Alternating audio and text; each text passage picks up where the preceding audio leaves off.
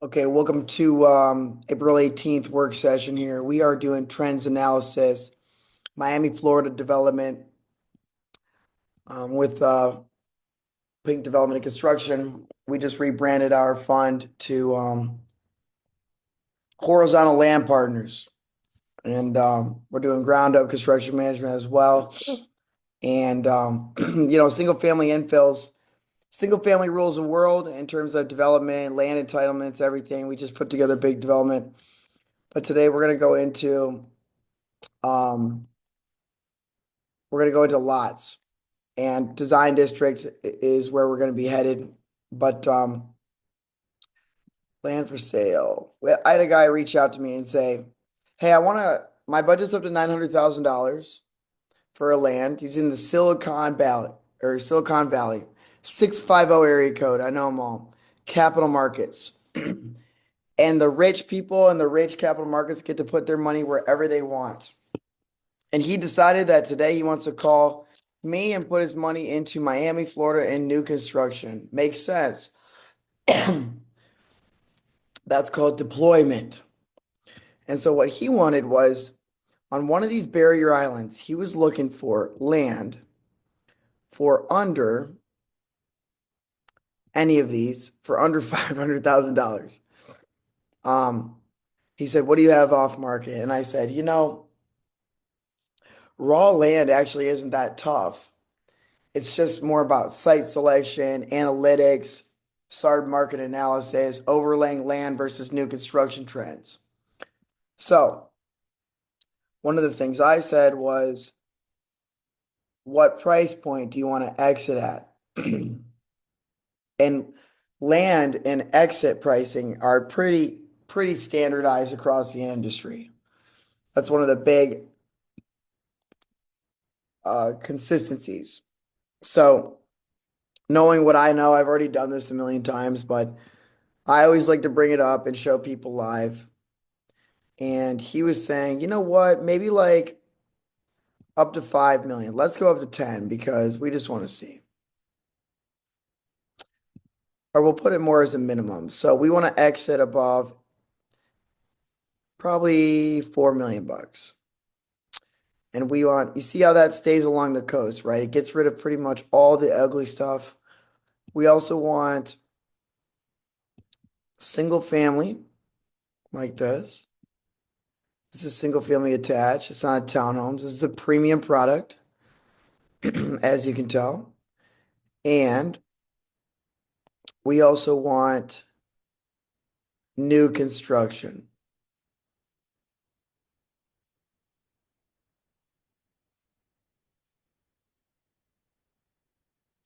Year built. We'll go 2023. Okay. So if you want to sell a house for above $3 million, here's your options. Now I recommended Pinecrest and doing an affordable housing set aside. Live local. Like we've looked at 1 acre sites right here in Pinecrest. And basically right along here, this corridor inside of US 1, where you commit, they're big, large lots, like 1 acre. Let's see if that's still the case. They're probably still 1 acre, I'm guessing. Let's take a look. That's a new construction one. But something like this, where you take a small lot, you chop it up, you do land development. So I said, are you trying to get right in? Infill lot? Um, you're looking over here at, you see that most of it is east of US 1. So if you want to be in the high end new construction market, which down here is kind of right here, a single family home around 5 to 6 million, this is where you're going to be. Coconut Grove. We looked at some infill lots around here, and then up to even parts of this little area right here is real nice, just amazing. So you're kind of bounded by US 1, and then coming up here, I wouldn't be going east of I-95, and where we are going to recommend is right in here for teardowns, and also right up here. There was a lot right here in Wynwood Norte, and it was right here. I recommended a lot right there. That's on the market right now. And besides that, you're kind of priced out. You're not going to get on Miami Beach. Look at the difference. Homes on Miami Beach don't sell for 5 million bucks. They sell for 7 million. Some of these real small ones, right? 3,800, 6,000, depending on if they're waterfront or not.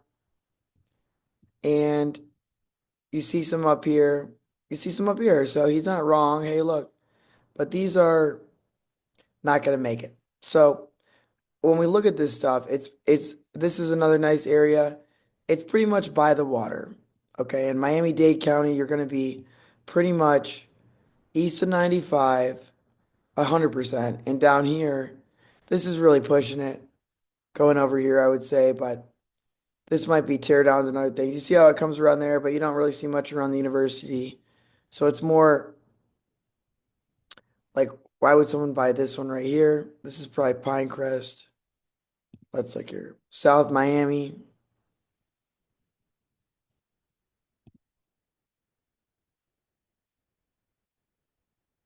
But there's young buyers too. Here's 850, right?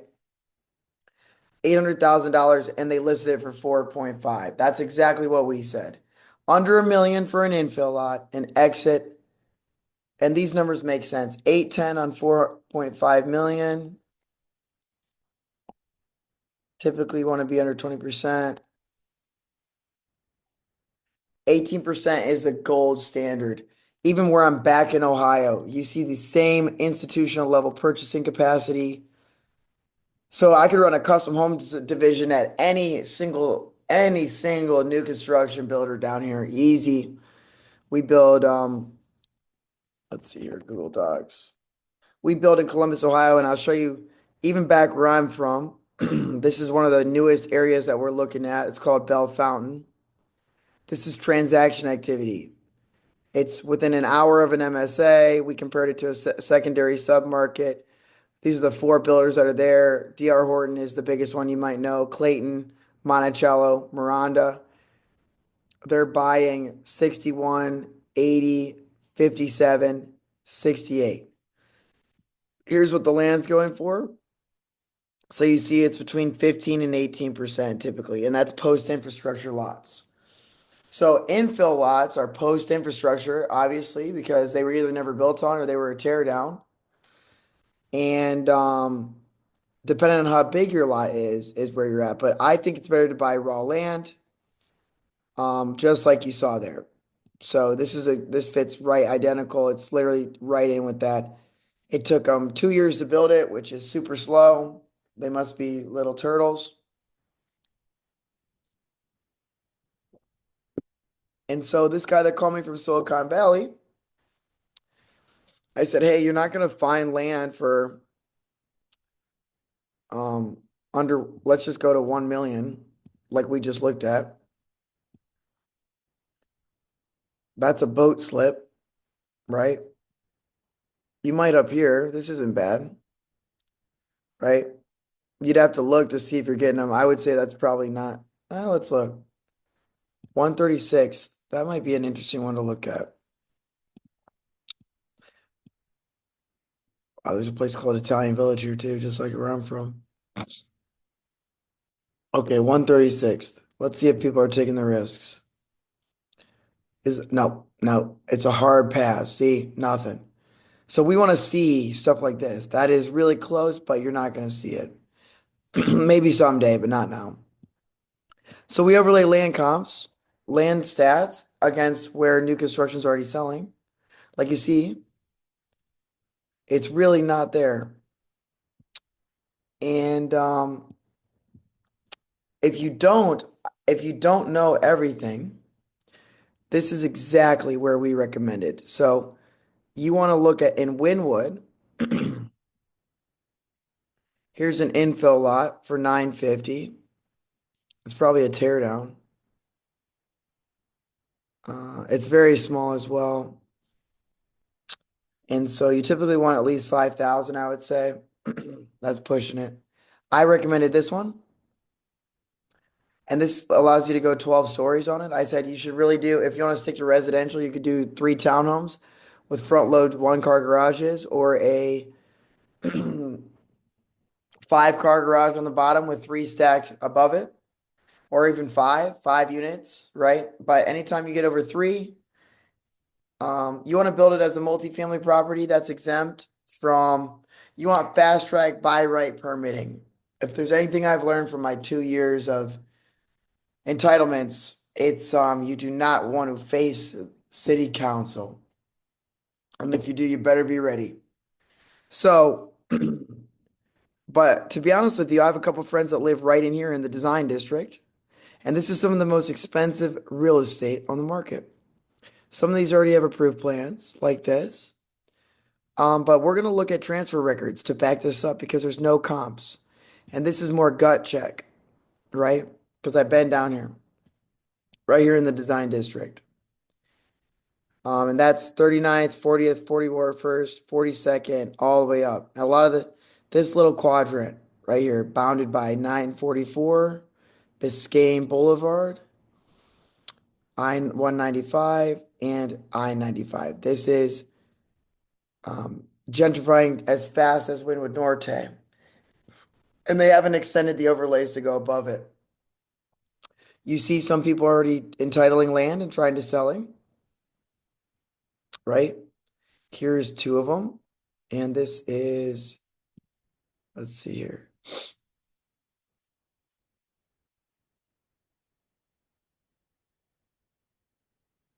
That's in Wynwood.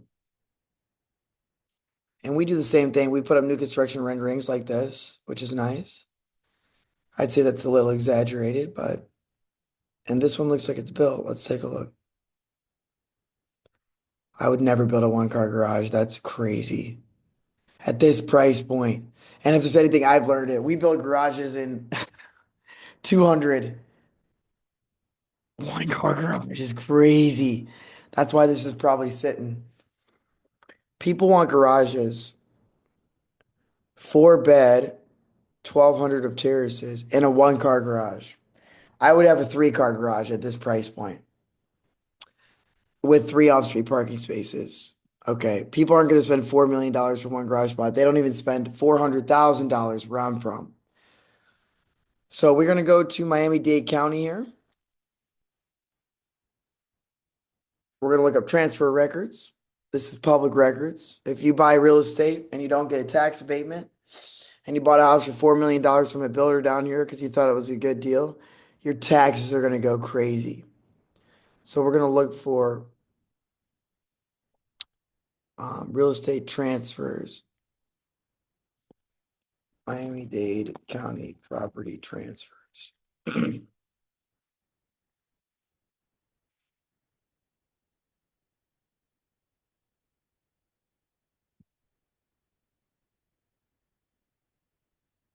This is public record.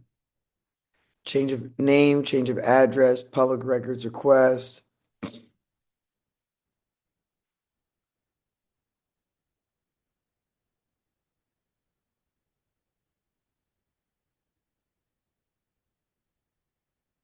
Now we can do, this is normally like transfer sales, so you can pick and go out a certain radius, and I can go back as far back as I want. This is an amazing tool that you do not need access to the MLS, and you definitely don't need to be a realtor. Anybody can do it, and you should if you're spending $5 million or $900,000 on a piece of land. So we're gonna pick one of these lots here. Let's pick the middle of the neighborhood since I like this one. My friends live on 46th. So we're gonna pick 46th. And you're probably gonna see almost approved plans to build 2 townhomes. Design district, Magic City will be done in the phases. Now, what they did at my buddies is they built 2 houses on the same parcel, not this. A pool house where they work, a pool, and a brand new house. And so we're gonna go through here, 254 Northwest 46th. 254 Northwest 46th. We're gonna go a quarter mile. Let's go to Google Earth. See how far that is. A quarter mile is going to be 1,200 feet. I might go a little bit more than that.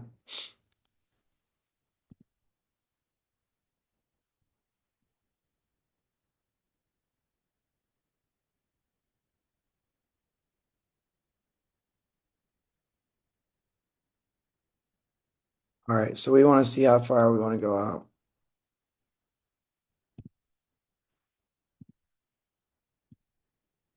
We want this in feet. I don't know why it does meters. 1,500. So I would say that we want further than that. We probably want a half a mile. Yep, that's 25 to there. Maybe a little bit more. We might need a little bit more. 3,000, 25. So we want a little bit over here too, which I'm sure there's stuff in here. So we're gonna go for maybe a half a mile to start. If 3/4 is good actually.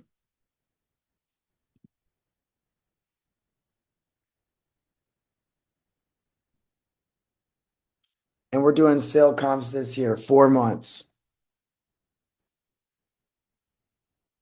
There you go. Now we're looking at, wow, this is so great.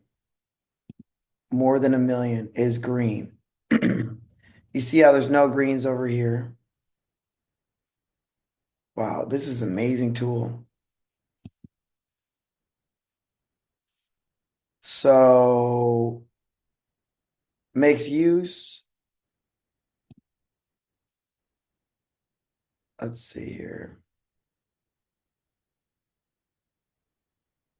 A duplex sold for that. Oh, here we go. We can just go by.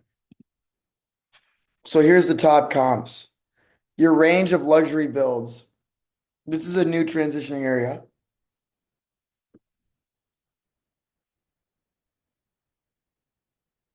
That's an unlimited height district. So this is an example of a site where you could build, that's a vacant piece of land play for $9 million. And then you get right here. You see an auxiliary family unit on 42nd. 42nd. Vacant lot 2.6. I'm guessing that was actually a new build. I doubt that it was if we pull this up, this probably just sold. So what we're gonna do is we take the raw data here of everything over $1 million probably.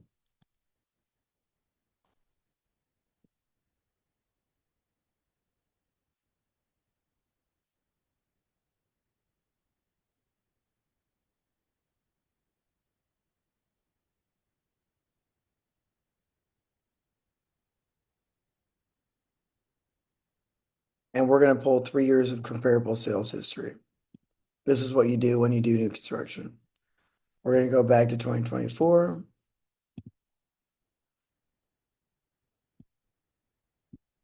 Same thing. We're looking for trends. This is a trends analysis. And now with AI, I can list all the streets that I want to look at and all the transfers.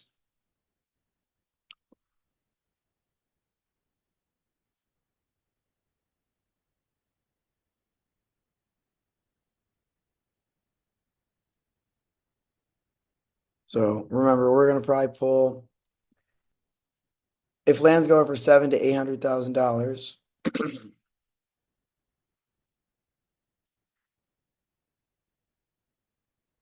um,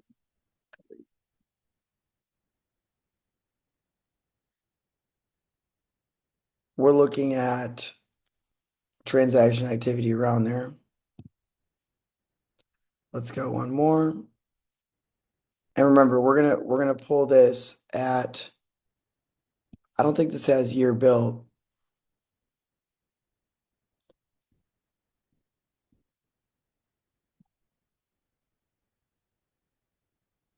But this is going to show you like what rules the world here, which is commercial real estate always does and commercial land. But we're playing in residential single family because that's what this guy wants. And that's a fast velocity. Now, I think it's a lower risk strategy to go to a better zip code like Pinecrest and do lot splits and affordable housing play. But you can't you can't convince people what to do. So, alrighty, I think we're in good shape. So I'll probably take out. We'll probably focus on. I like these color coded breakouts. So we will probably. We're just doing raw data. It doesn't really matter if we have the X runs in there. We can kind of decide what we want, but we're not gonna sell a house for under $2 million. So we've got it though. And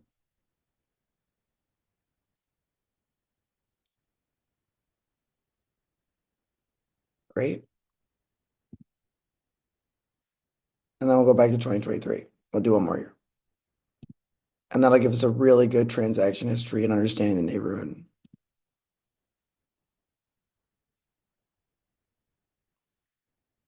We're looking right in that little pocket. And this will show pricing trends as well. You see, that's a 2-acre site selling for about, these are real closed transactions, land plays. These are way ahead of their time. And the number of transactions we can also aggregate with AI now. Data computing is unbelievably quick. And public data is what we're able to do. So let's see here. All right, we'll take this.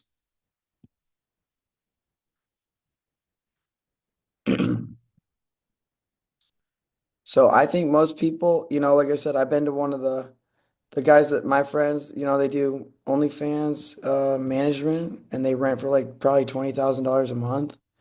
And they have two houses on the same parcel, which would be a plat. I think it's an amazing layout. They probably got it approved. I would almost just duplicate it. And honestly, I think there's people that are just investing here too. You could live in the front and rent the back, or live in the back and rent the front house out. Um, I think that's pretty good.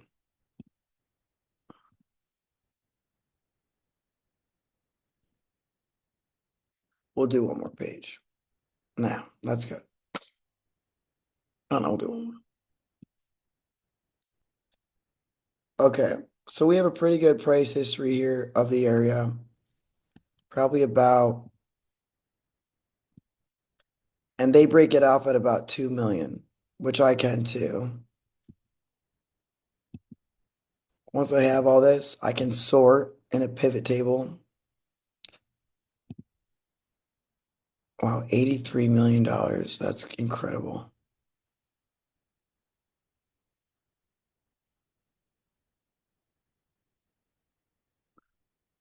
700,000. That's 12 acres. It's a really cheap price. I'd say that's pushing it, but I'd love to see Wynwood, but that's not what happened.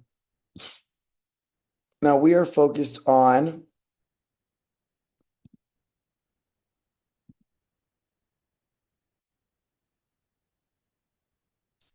now I think I could probably pull land. This could be all sales.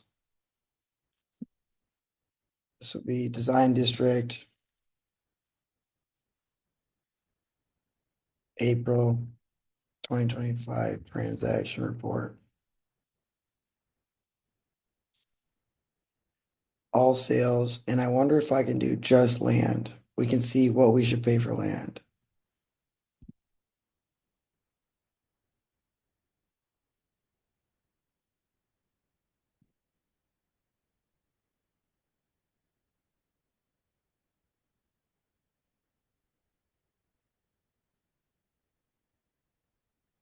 Vacant residential.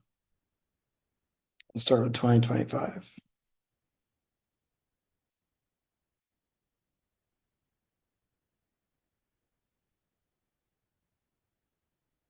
I doubt there's even more than 20. There's four.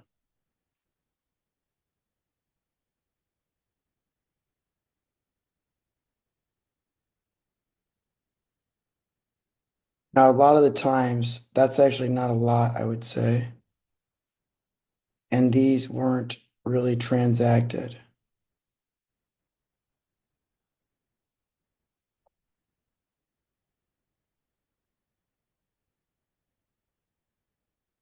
And this is called gentrification.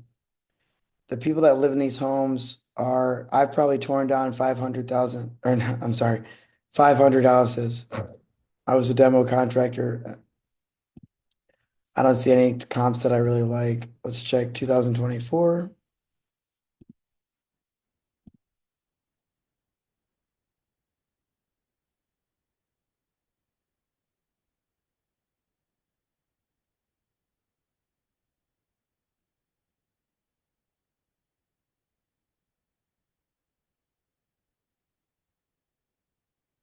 All right, we're gonna pull all the land sales in.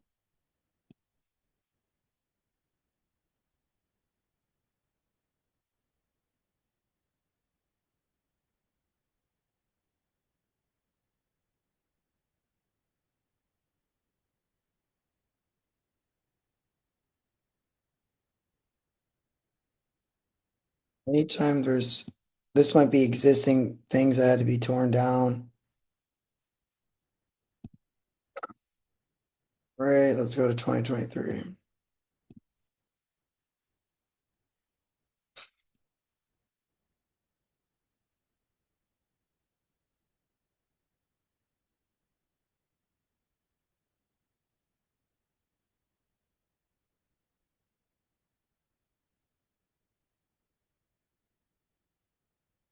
This is great. So there hasn't been a lot of land sales this year. It's very, which might be a representation of a pretty big market shift or where it's a lot of the times that can occur.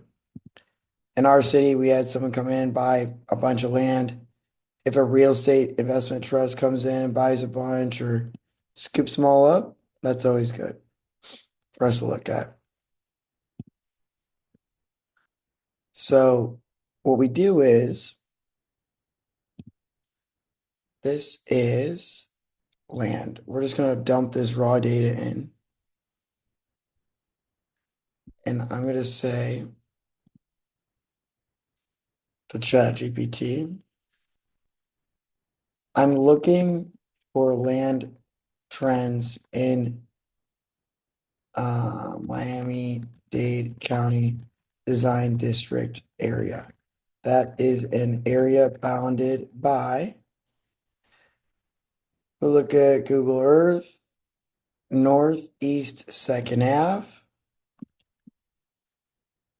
On the east, we can type Design District, Miami map. Now this is Design District. It's a very small area. We're Design District adjacent, which is right here. So what neighborhoods are adjacent to Miami Design District? Buena Vista to the north, Upper East Side, Edgewater to the east.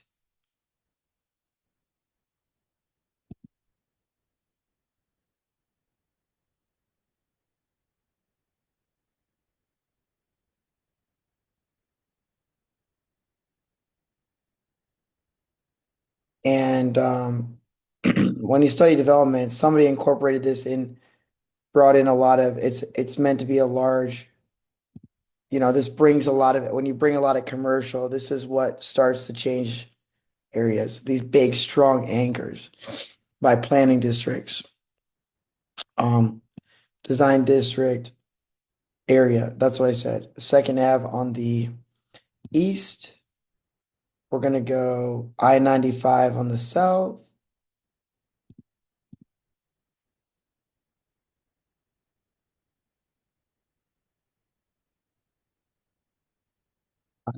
I-195.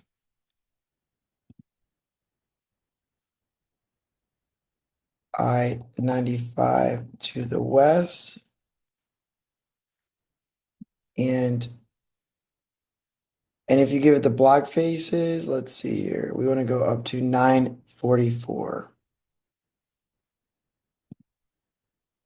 944 to the north. The blocks I'm really looking at is we're going to start with 38th Street, 38th, 39th, 40th, 41st, 42nd, all the way to, we're looking at these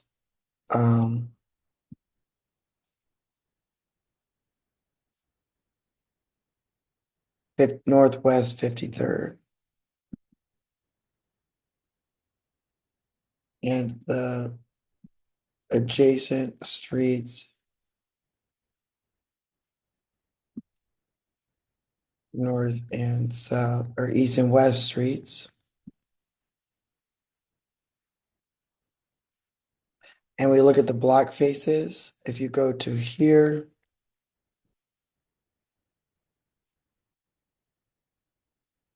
this is Little Haiti is what we're actually looking at. Little Haiti and Little River.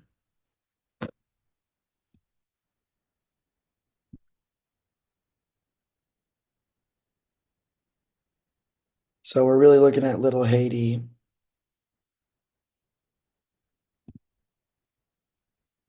It's really Little Haiti, but we want to be south of 53rd Street. The block faces I'm looking at are, block face means what's the address of that street? So we can drop a little pin down here. Are from 0, or we could say 100 of each street up to, we're looking at the horizontal development patterns here, but there could be some other ones. We're asking to look at all this data. This is like 200 data points, and we're just doing a trends analysis. This is like kind of our first look. And then we want to see what the last street on each one is. So up to like 600, it looks like.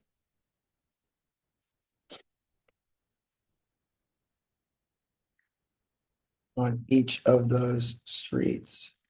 I've noticed a new trend of teardowns and new construction. My friends live in this area and there is like Section 8 housing next to brand new 2 houses on 1 parcel. New construction.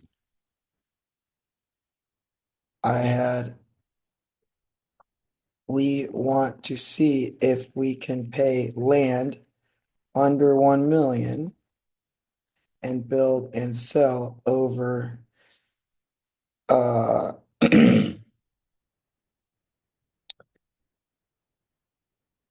I think Miami's still a vertical market, or it's you need to do live local, it's hard to do infill.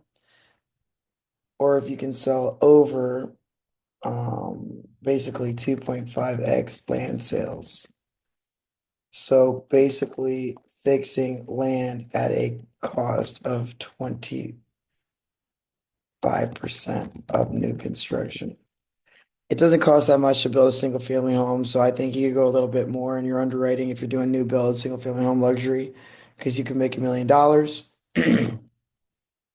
So if I bought a piece of land for 400K, for 800K, I would want to sell for at least probably 2 point, if I did 800K, divided by 0.25, 3.2 million. 3.2 million. So I'm going to feed you the land first, and then the housing for all transactions. And I'm looking for market validation. This is good for infill. I have 2023, 2024, and all of 2025 till today, till March approximately, public records.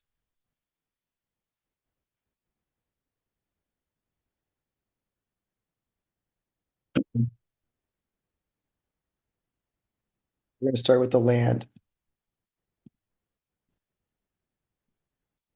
Design district, Little Haiti. It's really Little Haiti. Trends.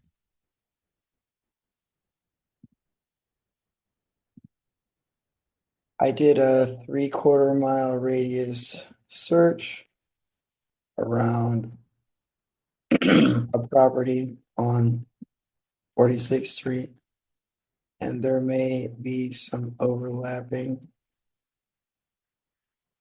but there was some new builds on that street already. So now, personally, this isn't a place I would live. I like living in a high rise, insulated away from riffraff. But that's because I have a little bit of a different angle on new construction. So I like security and other things already. So here's the land.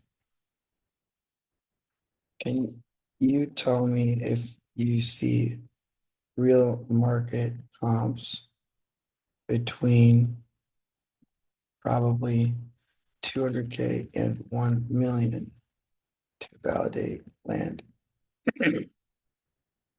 Some of these could be tear downs as well, but we want to see the houses we are looking at are being marketed as land. Now, we didn't actually look at single family home tear downs, but if it was built 100 years ago, that's traditionally when I was tearing down houses anyways in our city. These are some of the first places that were ever built out. And so when you build a stick frame house, their lifespan's probably 100 years and it gets torn down. In 100 years, Miami will be different than it is now. So here's the land.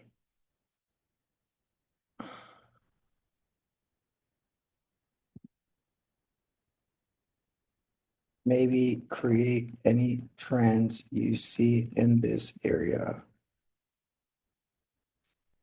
over the period on land appreciation, etc.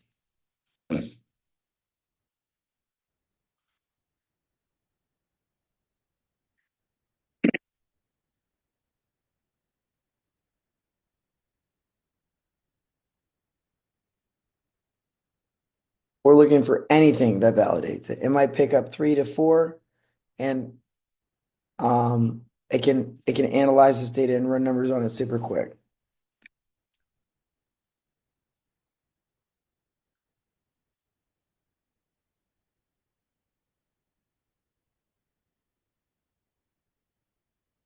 A little slow today.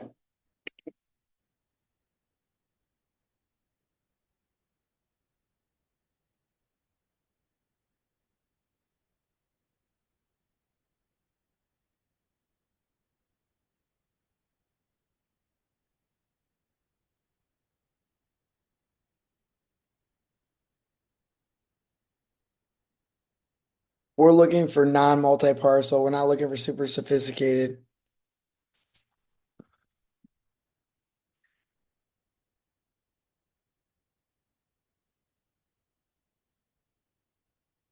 Trends analysis, filtered comps, identifying tear down versus vacant lots, spotting any other outliers. We're just looking for 3 to 4 comps in that little area that's bounded by it.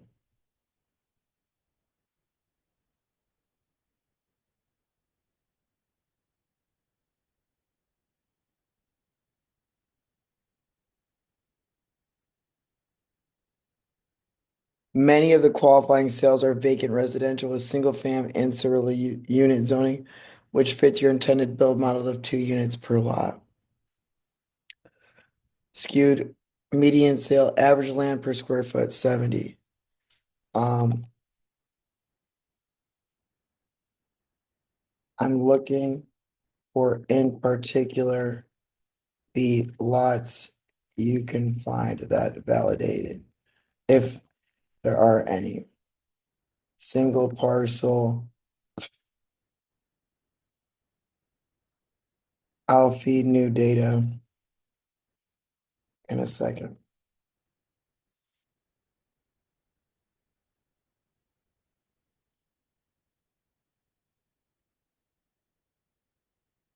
Okay, so it wants it wants the data that I already had. Okay. And you guys have to remember I do this every single day.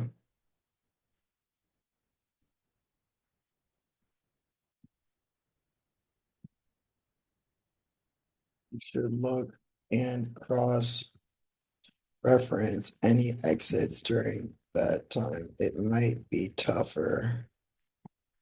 I pulled most comps over 1 to 2 million, all public records.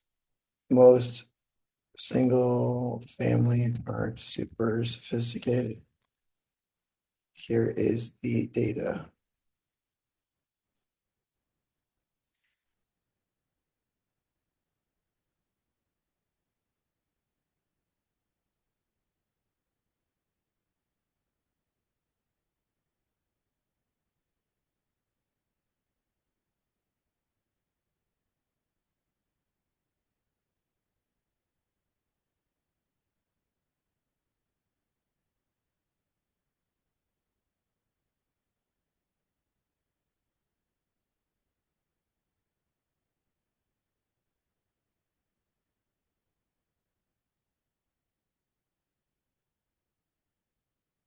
These had land to back it up. 2 transactions.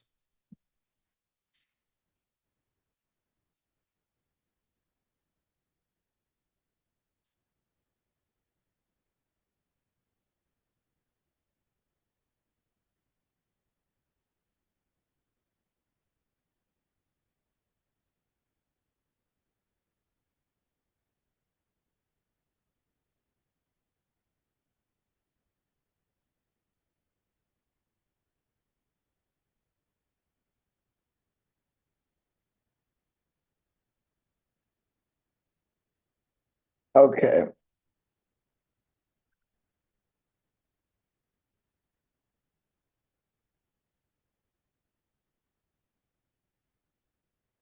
Are there any others I should check?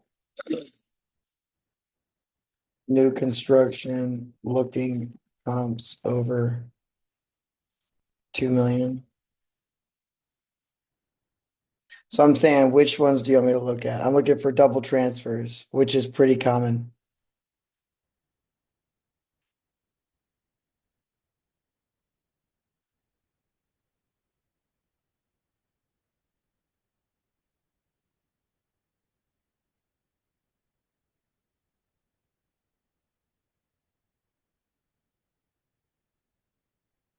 Pull data like this for new construction for this area.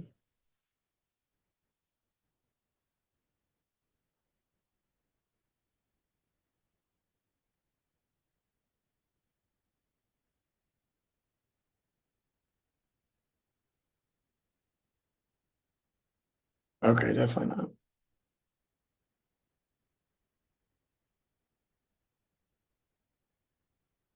So we're going, okay, ignore that last question. Give me the parcels you want me to check. Anything single family,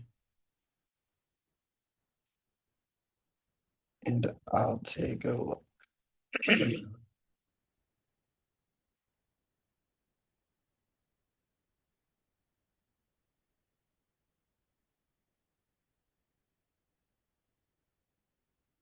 So it looks like there was 5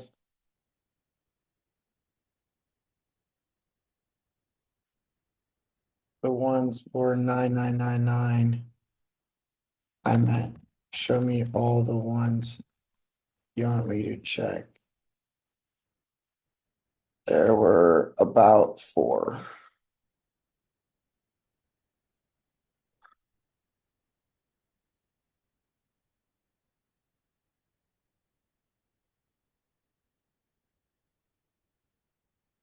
Okay, this is having trouble. So what we're doing is I probably will, even it is having trouble for, let's go back to,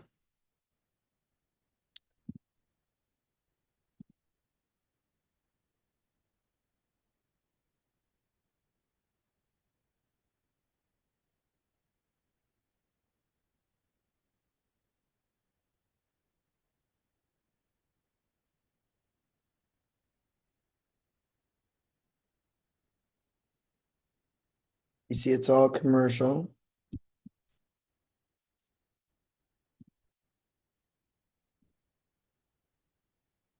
and multifamily. So if you build two on the same parcel, here's a single family that sold for, let's take a look here.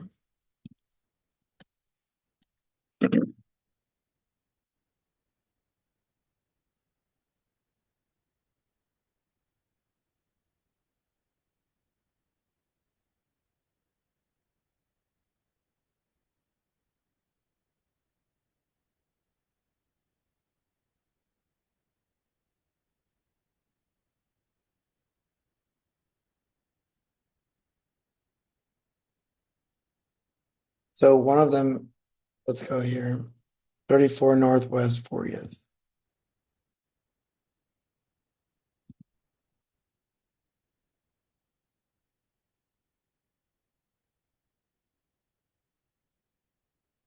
$12 million.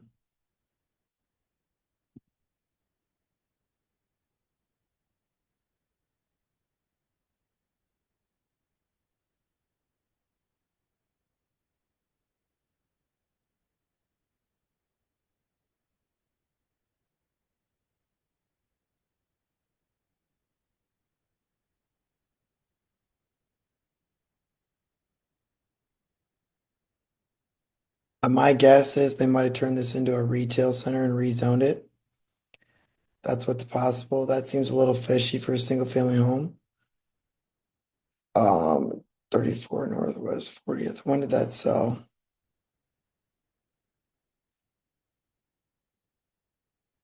Last year.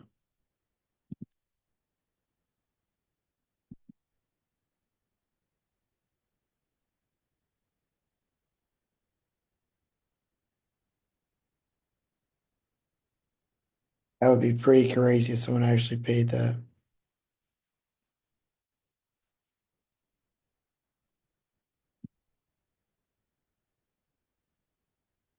You know what? It was probably a retail. It was both parcels together. That's what it was.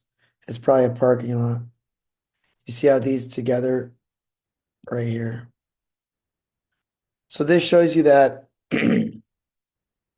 25,000 square feet. That was probably this is probably triple net. Let's see what,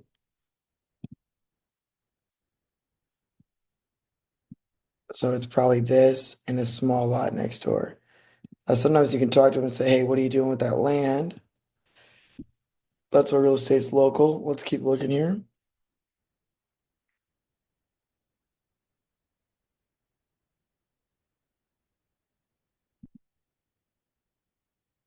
Here's the highest comp right here.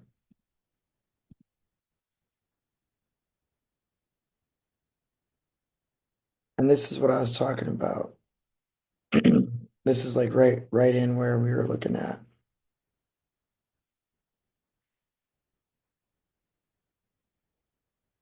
Progressio Holdings. And it's multi-parcel as well.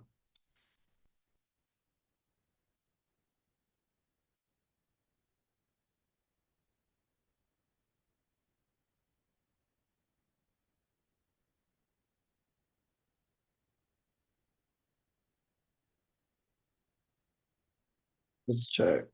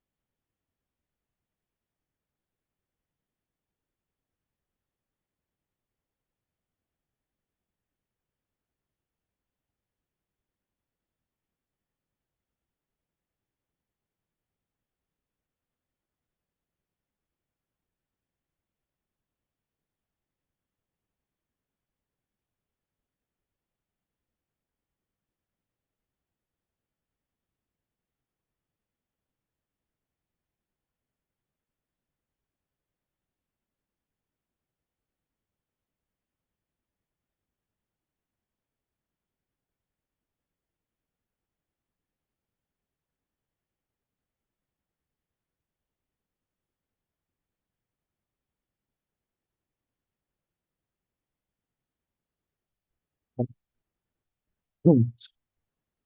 I guess we can look at the address. This is where it's tough. You have to get a little bit more in the weeds.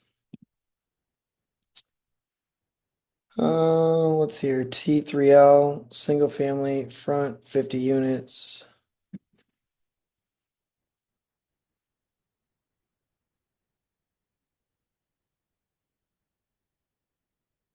But again, you see it's kind of adjacent to this. So I'm guessing it was a multi-parcel sale. Yeah, it looks like. So you're still seeing these. There you go, same purchase. But again, these are candidates for approaching these people for JVs. Let's keep looking though.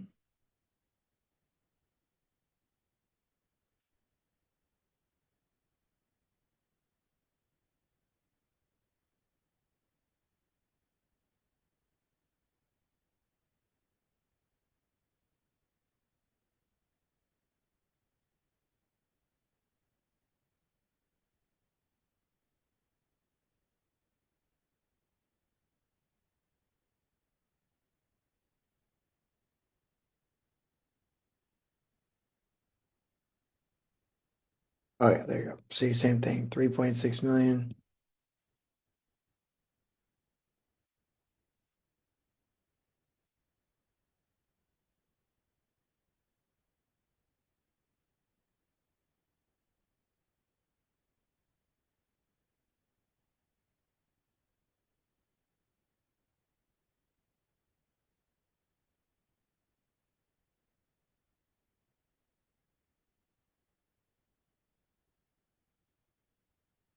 This is the exact one I'm talking about,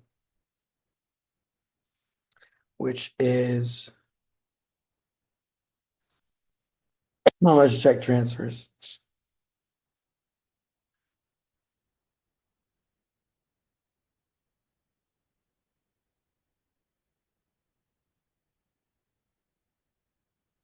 So this is gonna be,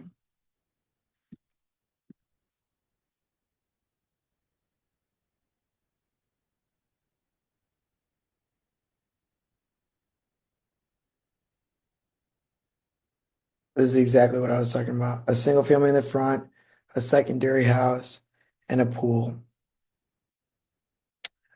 Built more. Here you go. So this is gonna be 130 Northeast 45th. 130 Northeast 45th.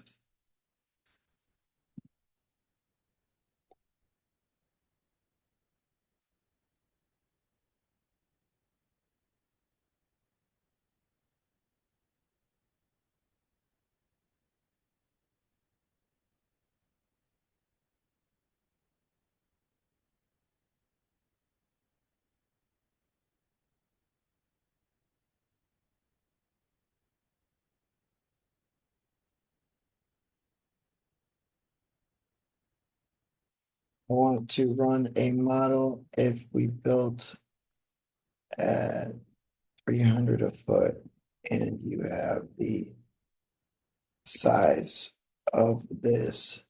It looks like two parcels as well. Let me get the description.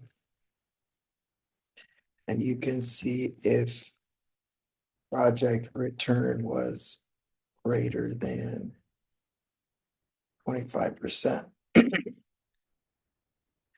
It's a really low,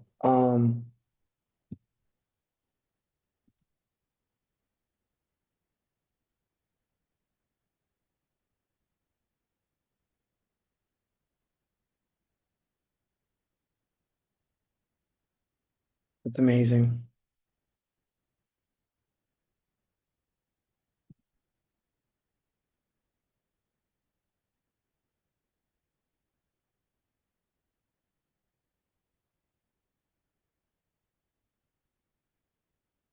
And it says 2852 is sold in 2024.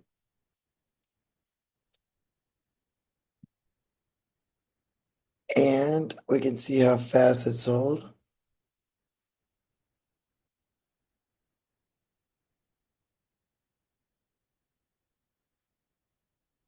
So this is great. This is exactly what we wanted. We just want 1 to 3 projects that verify what we're talking about.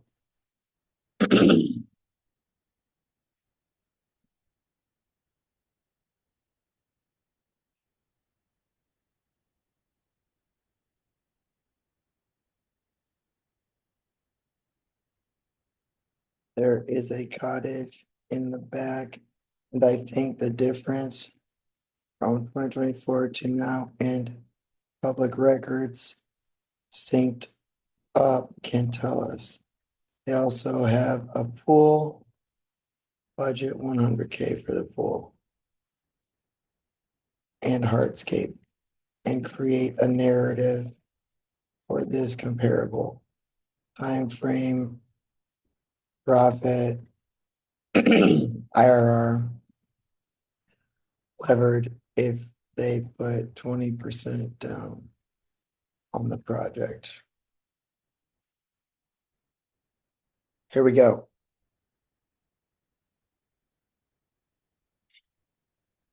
And this is flexible zoning. So if you want to look at, you just build exactly the same.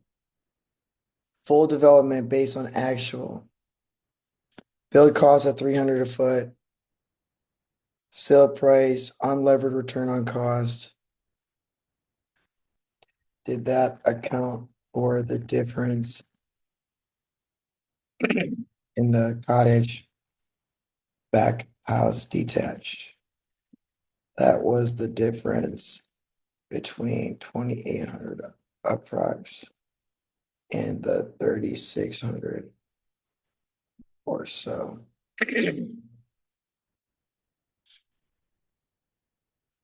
Includes new detached studio with barn with bath and kitchenette, true build size, 3,600. Land, gross profit, IRR on a 2-year-old, levered profit, levered return on equity, which we look for 100%. So you put down 400, you make 400 over 2 years, which is $200,000. That's a lot of money, but this is a pretty high-end house. Pool and hardscape, total construction. And let's see how much the public records was.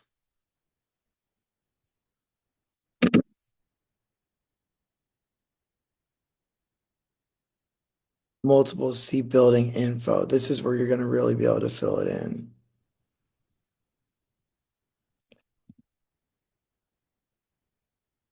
Here you go. Oh, wow. This isn't even new construction.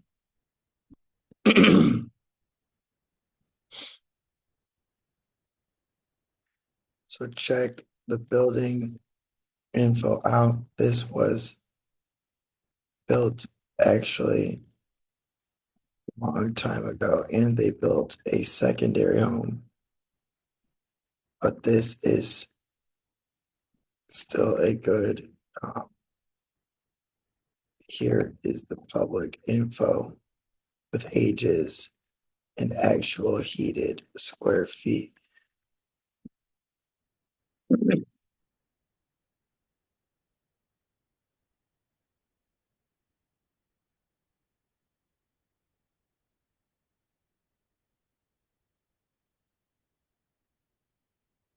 You're right. Gutted, remodel, and brand new attached ADU, not a ground up. So let's split it.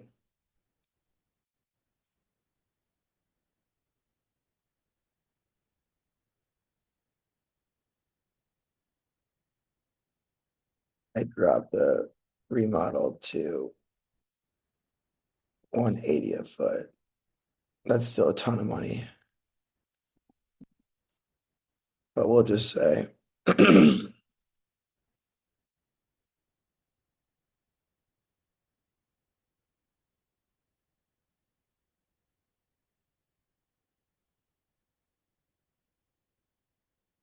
so when you really drill it down with public records,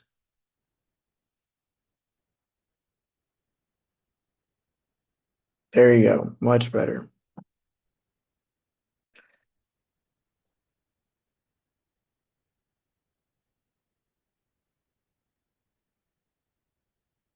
High-end historic renovations, we teach as secondary units as a repeatable model in Miami's urban core. Can you basically describe the project like I was going to talk to an investor? It's a case study as detailed as possible. Descriptions, ages, timelines, transfers, modeling, return profile, unlevered equity versus levered, IRR on project or project return. IRR is normally IRR is normally we're looking at doing it in a single family home infill fund in my city, and you could do the same thing here. You could just do 10 of these at a time and rotate the capital. And this is how you would do it. IRR is normally, I could build these in a second. IRR, ground up would sell for even more. We'll look at, is normally annualized return and then add debt.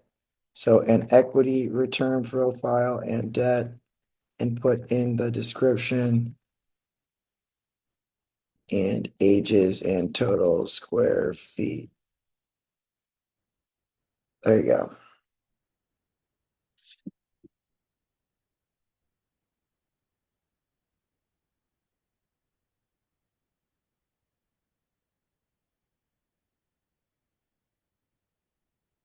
Off-market acquisition in Buena Vista Historic East District. Asset was a Spanish two-story home. The property, I don't think it has alley access, included a room for a detached secondary, making it for luxury infill with multi-unit upside. Building breakdowns, fully gutted, configured, timeline. Acquired for 1 million from the Mood Miami. Completed full with all new systems. Constructed a brand new detached studio garage. Added pool hardscape in that. Main house. New attached ADU. That's still low on the ADU. Push the ADU cost to 175K. We've built ADUs and they cost more than that. And add 50K to hardscape and pool.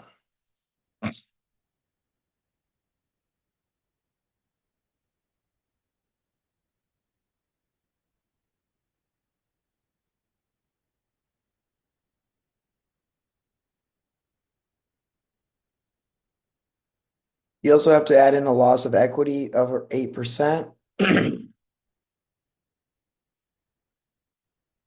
Also add in an equity loss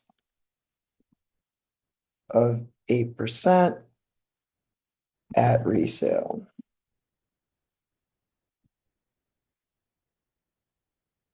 The buy rate zoning is also something that you would look at pretty seriously. What we're looking to do is show two return profiles that validate our assumptions and what streets they're on, and they can drive by Total unlevered net profit $800,000.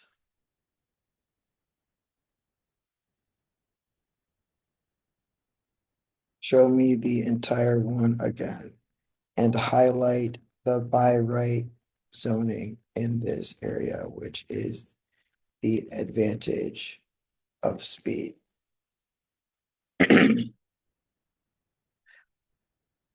Now, the next thing that we can say is that there's currently 3 land listings on the market. This is a textbook value add urban infill in one of the fastest appreciating submarkets. Buena Vista East Historic District, 1 block, district rights, rear by right, alley access, and ADUs. Historic home gut, renovation of a new attached guest house, luxury pool, and hardscape. Zoning, T3L, allows up to 2 units on a single family. No zoning, faster permit cycles, dual unit income. Spec builders, urban infill, or institutional small lot BTR. Main coverage, ADU, adjusted, timeline transfer, budget, total project cost, unlevered,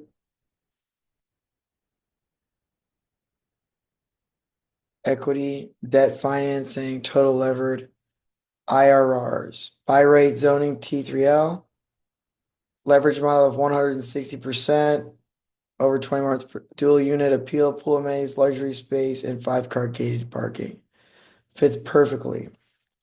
Is this as detailed as you can be? One thing I'd highlight as you can be.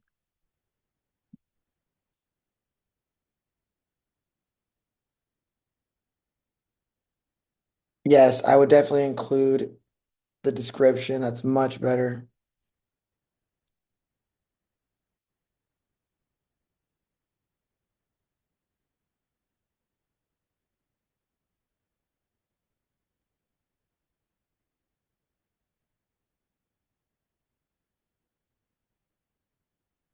And I think with all the data,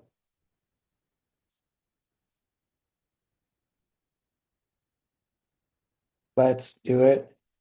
And then add improvements on this from our perspective, which is land availability close to comp.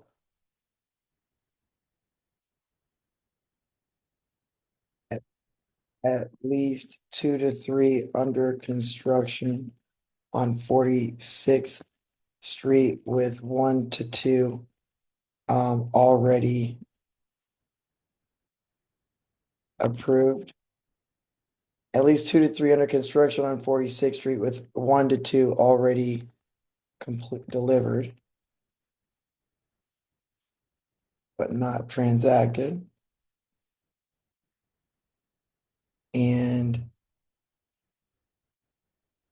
land availability in this submarket right now at a better price and new construction selling at a higher premium, which we will demonstrate. So those are value bumps to show we can improve efficiency by reducing land cost, building slightly more, not too much. We want to be characteristic of neighborhood and slowly push up comps, and by building a 1 to 2 bed ADU, carriage house, or cottage with additional parking.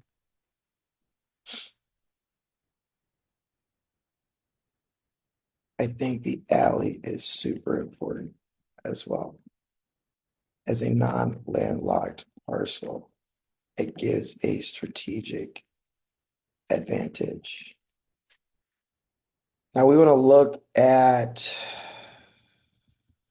what this looks like on Google Earth.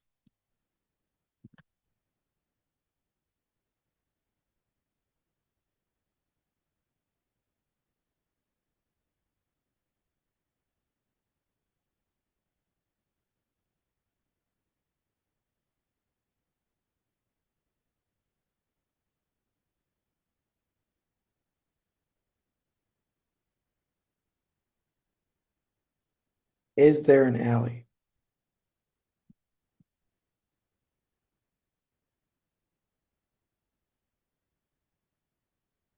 I don't think so.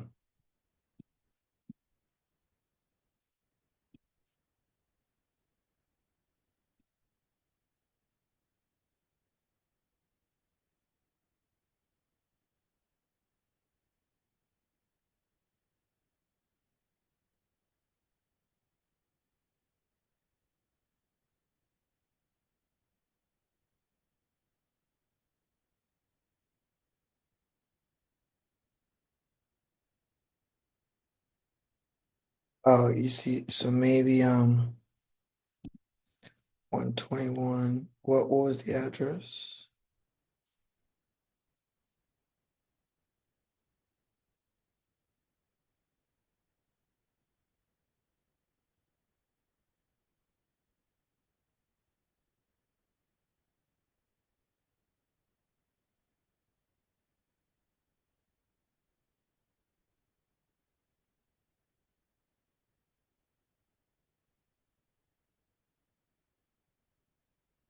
You want to look at the cottage.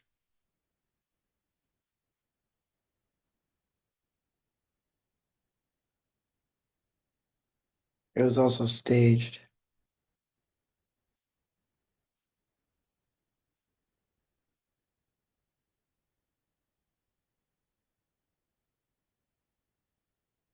Yep. Okay, so to clarify, it's a one-story cottage.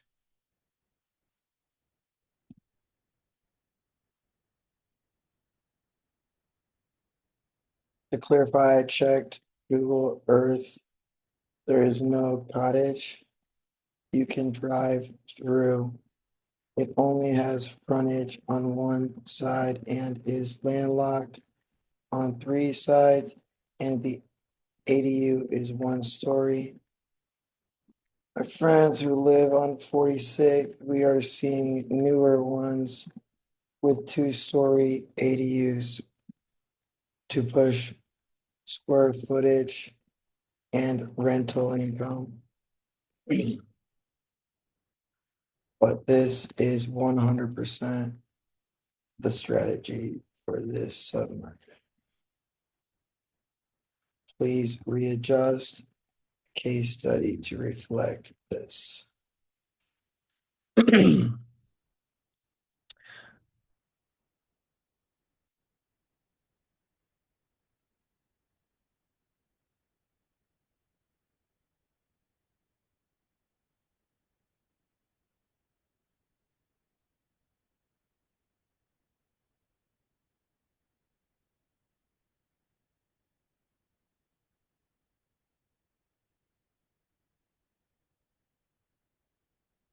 Now we have to look at development standards for T3Ls.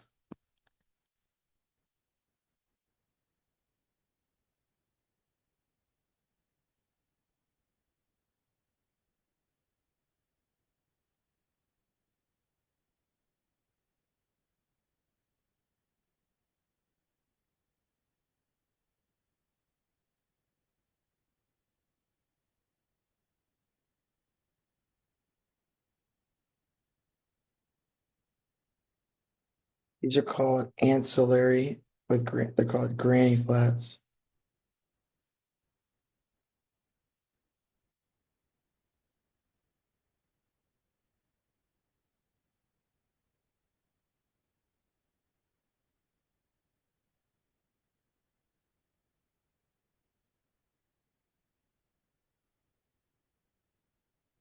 Also make sure to add the zoning info for lot or site selection. The minimum we want is 5,000 and lot coverage will drive a lot of this, but for smaller lots, going up on the ADU can help us get to where we need to.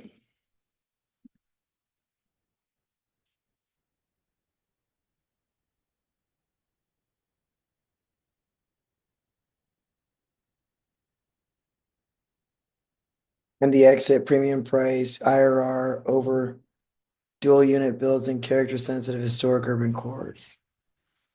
Lot size, there's no alley access. Please remove that. Where did you get that?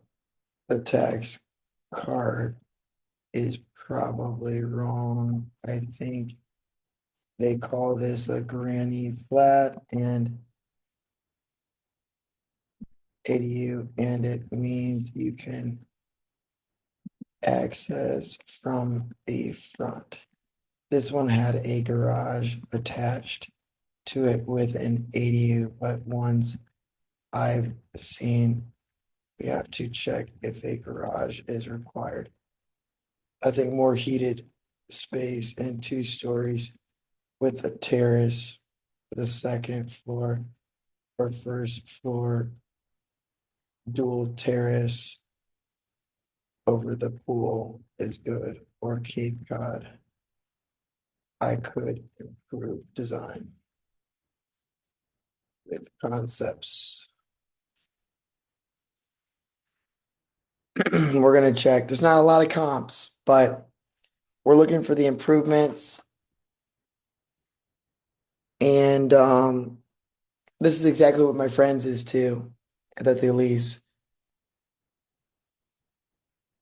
It's a detached cottage.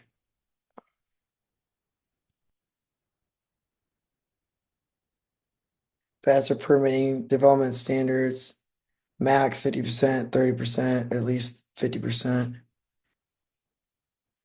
Timeline and transfer, financial overview, design intent, high income, design sensitive, strategic going forward, land cost.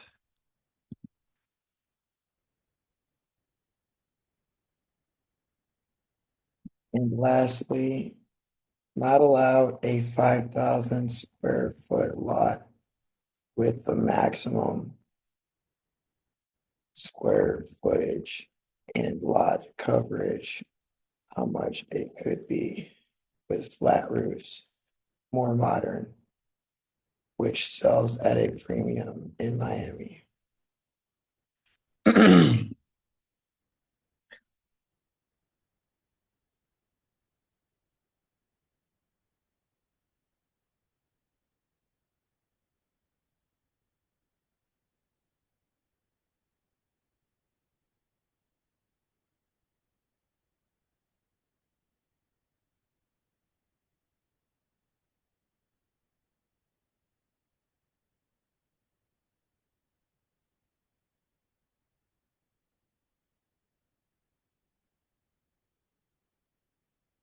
I'd adjust that for more space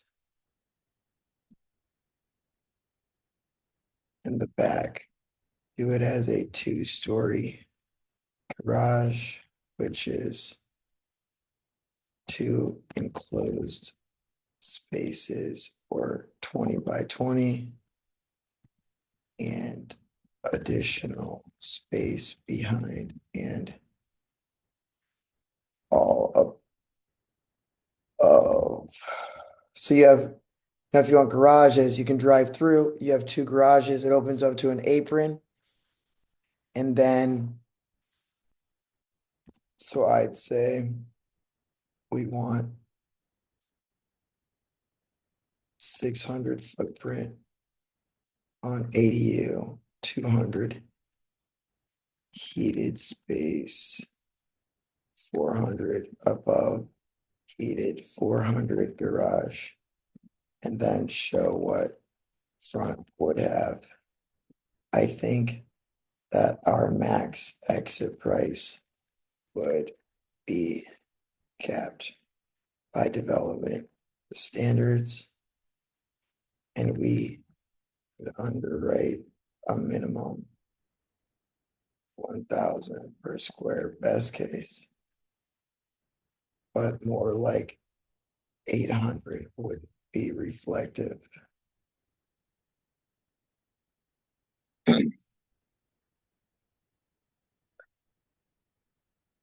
Physical improvements, zoning advantage, development standards, going vertical, increase, Cape Cod, upper level terraces, maximum build, 400 first floor heated, 1,000 on the ADU. Main house would be 2,000 in secondary.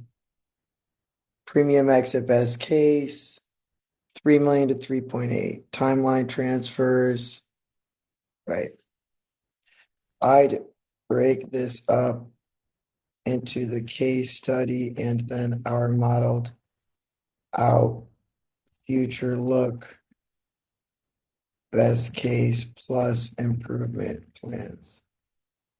This is starting to shape up well.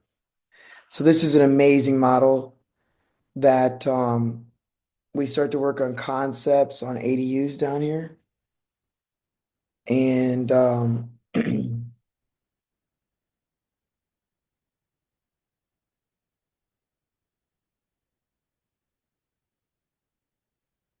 are no alley access. Take out the alley access. But what we are saying is future development should push the houses to the corners to open up parking. I think 4 to 5 spaces is good.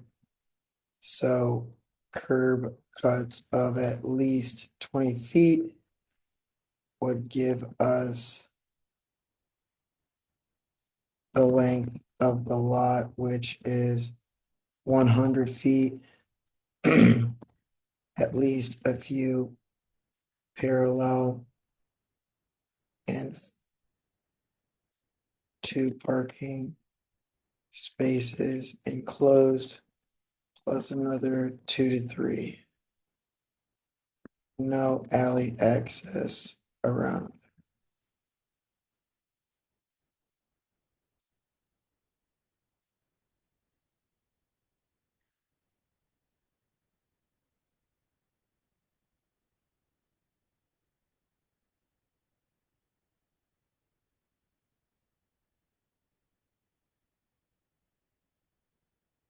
Financial breakdown, unlevered, design intent, a garage, 2-car, first floor, second floor, total 32, total heated. We can push. What's the max heated with garage and lot coverage? Most efficient design. We want to look at, I think this is a little bit pushing it.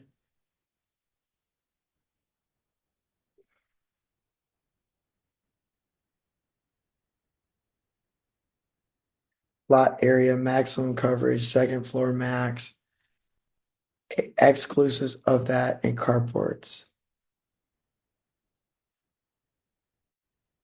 Rear ADU, 20 by 30, that would be pretty good. I agree that a 3-car is max. And that would be ideal. Push all square feet to second floor. You agree?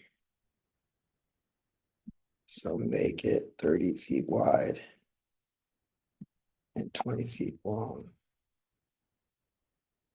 and a narrower driveway. Then that opens up. That could be up to 5 spaces probably. Let's take a look what they say.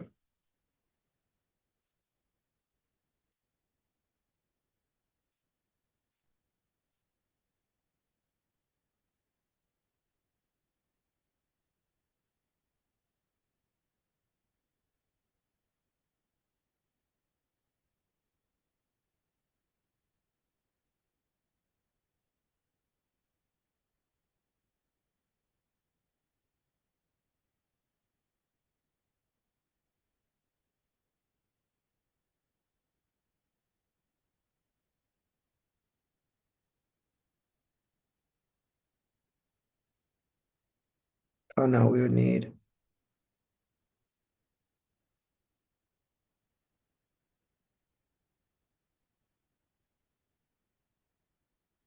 1,200. Main house would be 32. That's a lot better. I still think you can make it a little better, but total heated main and ADU, building envelope, including covered areas, more heated square footage, several active projects, overall design, newer builds, two-story ADUs. Summary, this case study validates acquiring underutilized or tear down parcels, build dual unit infill with strong architectural identity, target 40%, 2.5 equity multiple, T3 L to avoid entitlement friction, serves as both a benchmark, rate this 1 to 10. This is like my best work.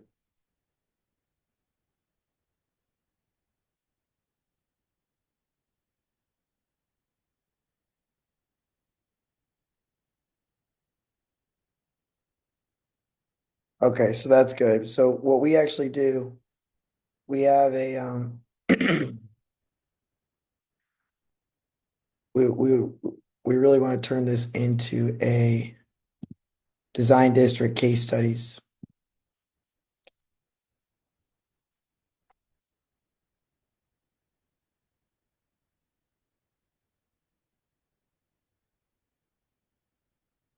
Let me see, just that one alone is we normally put like a picture right here of what this looks like. This is a this one was actually a two-story, which is pretty good. Let's look at the frontages.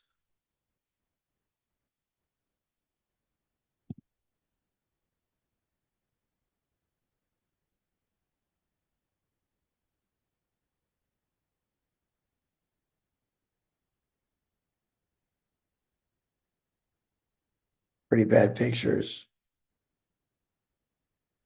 Let's see if we can get one up front.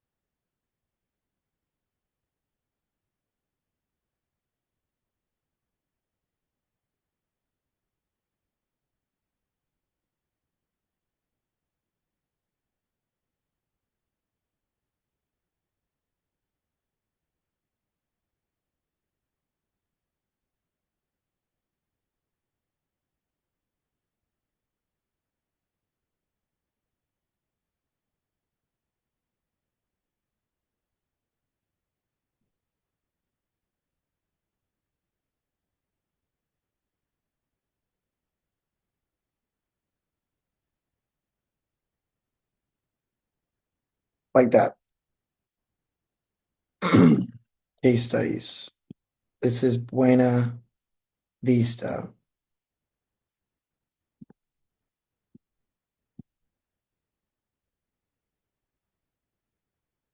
Pretty good.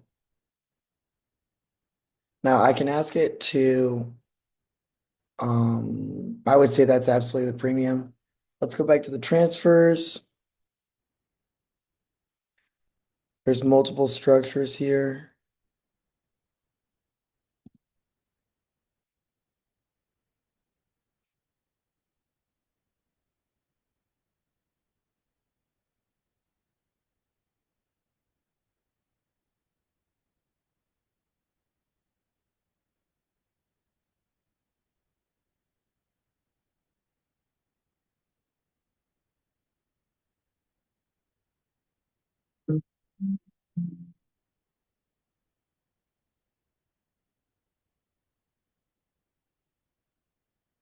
Seven bedrooms. That's ridiculous.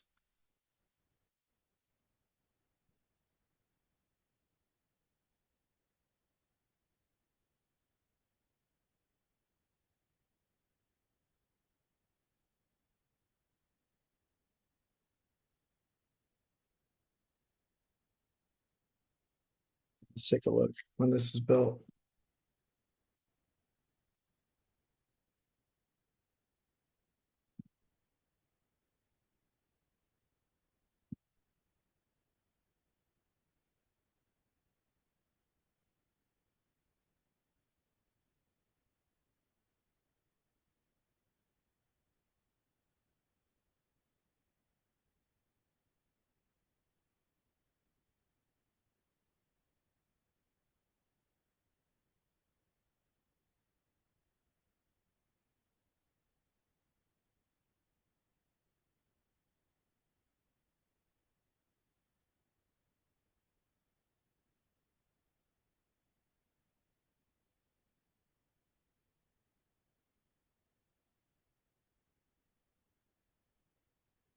See, even this one is so brand new that you can barely see it.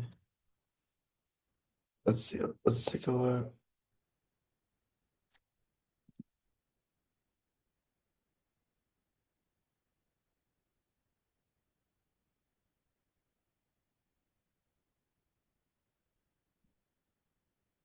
There is another top transfer. I think it was a tear down.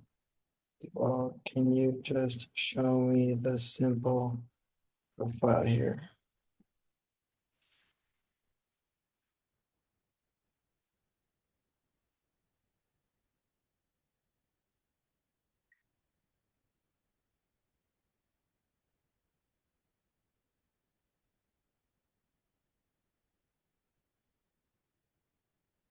Strong exit validation, buy right, oversized, acquired recently. 7x. That's exactly right. So you see the exits, the cycle times. When you feed it more data, you can start looking at the cycle times, which you can really dial in and show how fast you can turn. Let's take a look.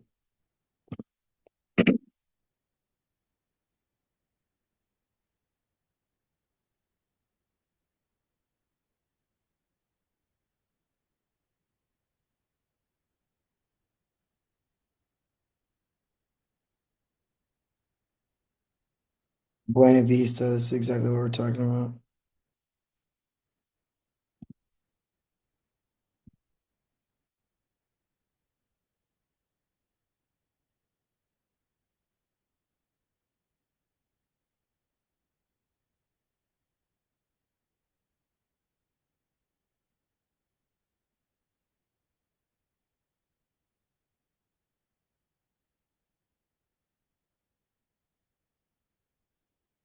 There is the description,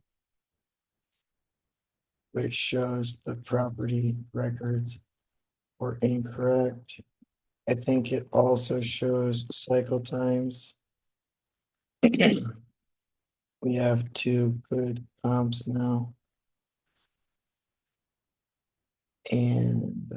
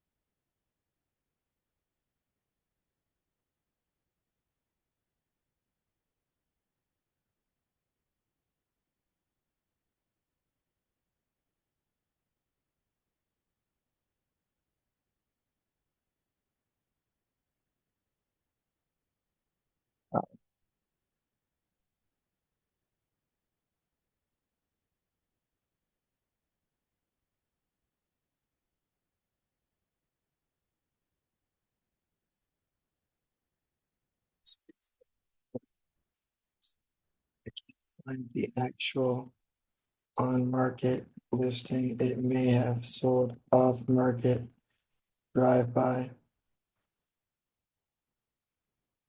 So no comp, but it shows more.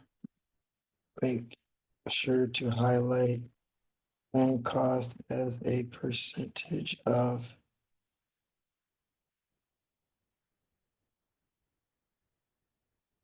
exit on this. And last, this the land range we can start to create in cycle times with more comps. Let's see what it says.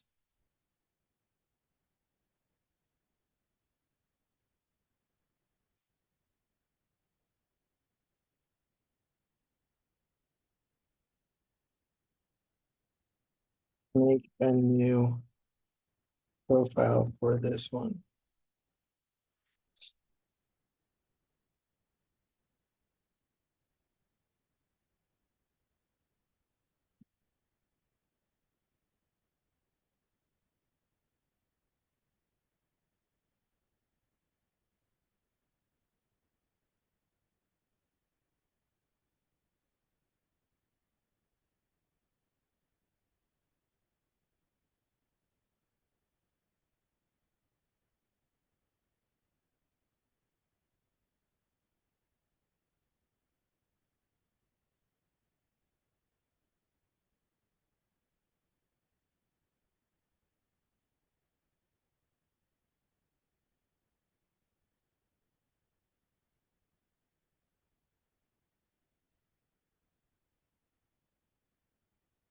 Second comp in same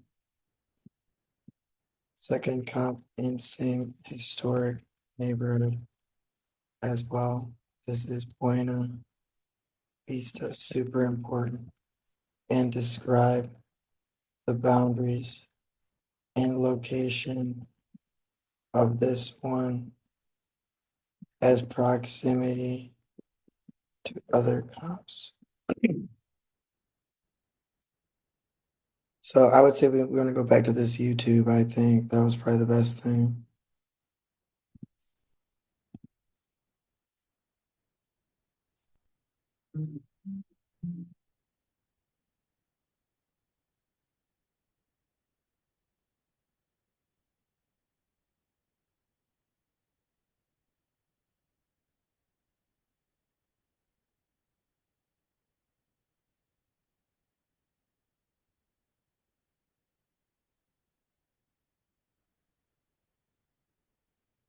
Here is the property site that a realtor created, but I don't think it hit market.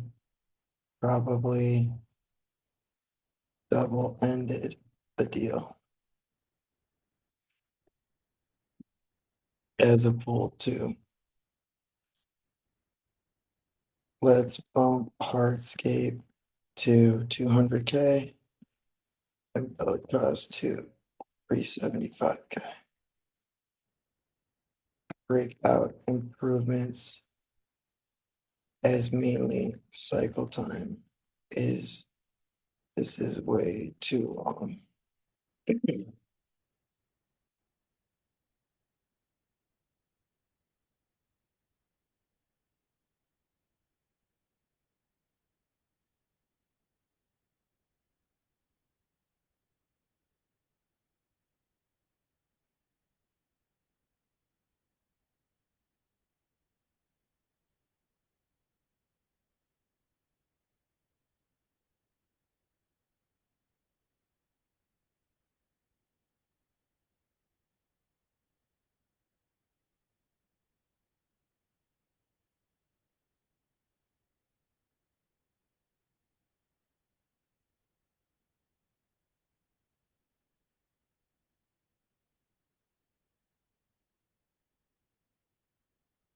And then add, okay, we'll just keep it like this. This is fine.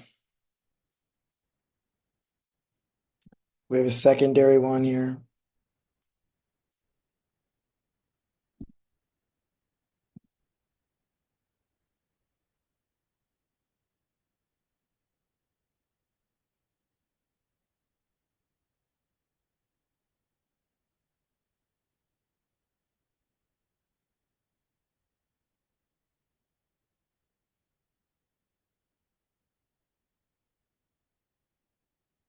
I'm going to show 3 pictures just like that.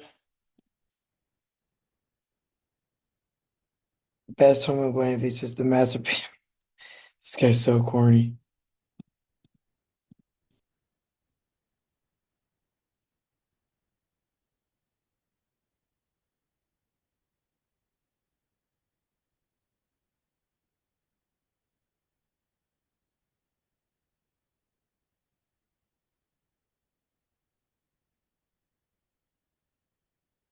That's it.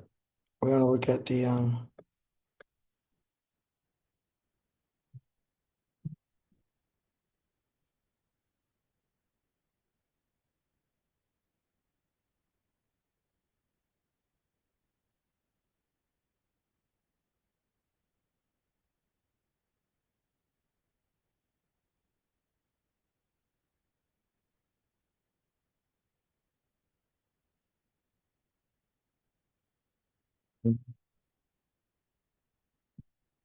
I guess we'll take.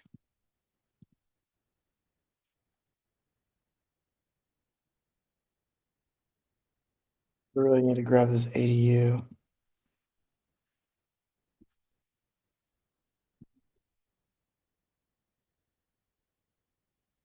This could be way better. This is still kind of sloppy. Not bad though. We'll put 2 pictures this time.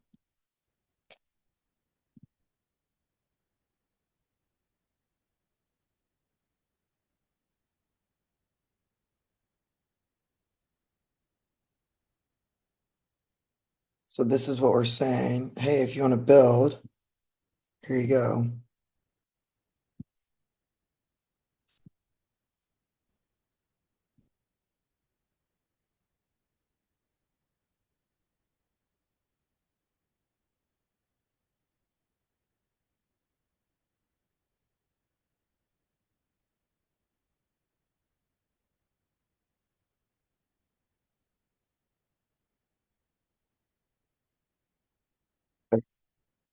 All right, let's get to a new one.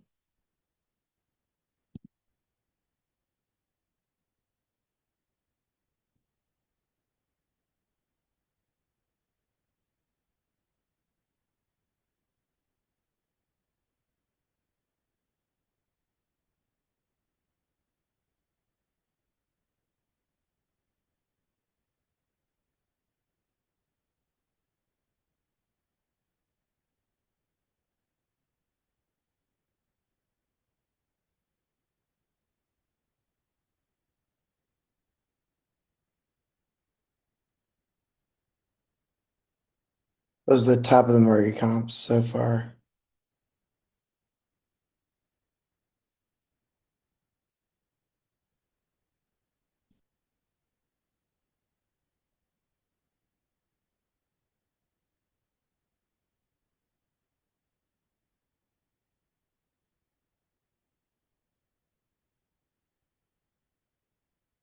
All righty.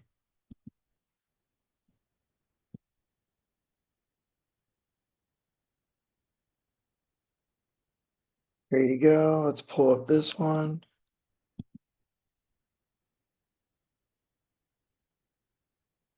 Multi.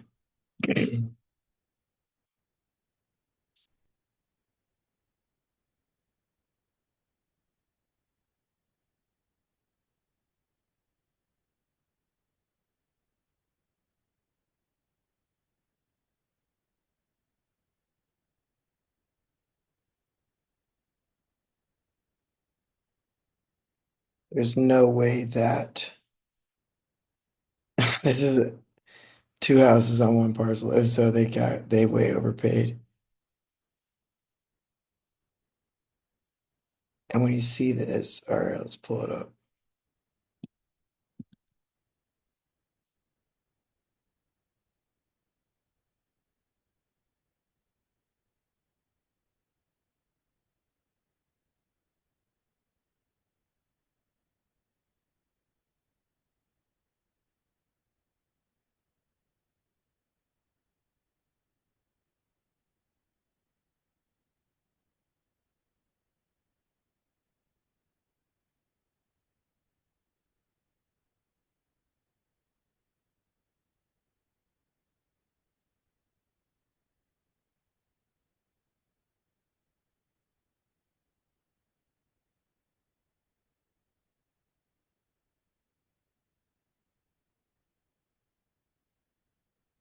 This is what we want to see, renovated beauty.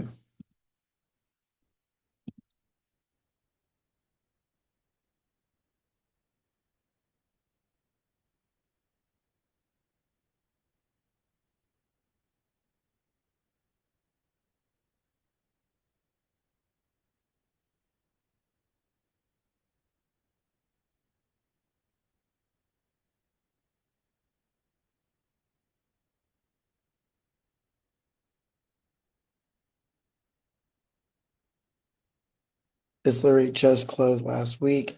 You see the same things. The market hasn't changed that much. This is a renovation.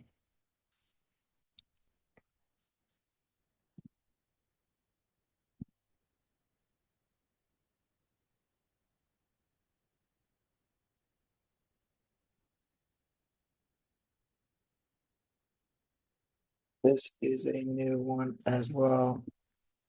This is a renovation, very similar to first comp and just sold. It shows the consistency. No new construction on this one, but still exit above 1,000 a square foot, walkable to design district. This is from Redfin, and I'll pull the tax card to double verify everything. And these are a lot faster cycle times.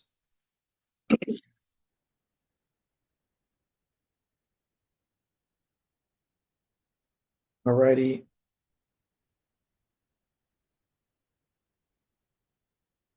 I don't think it was 2,000 a square foot, but we'll check. That would be crazy.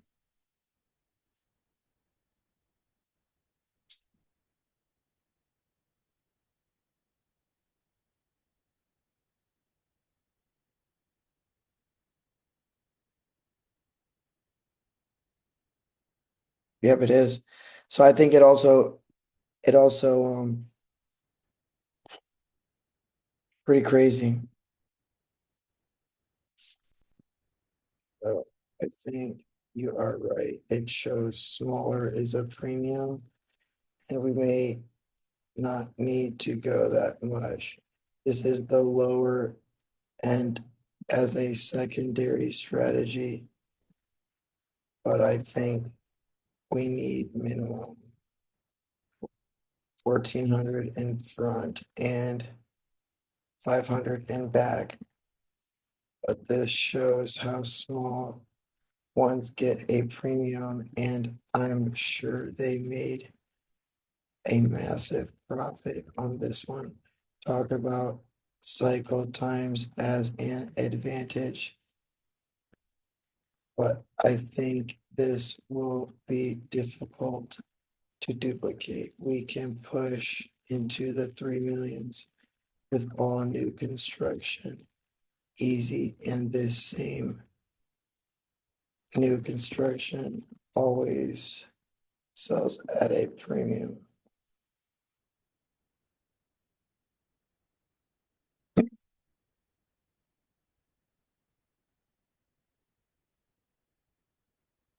Let's see how fast they cycle time. Wow, it still took.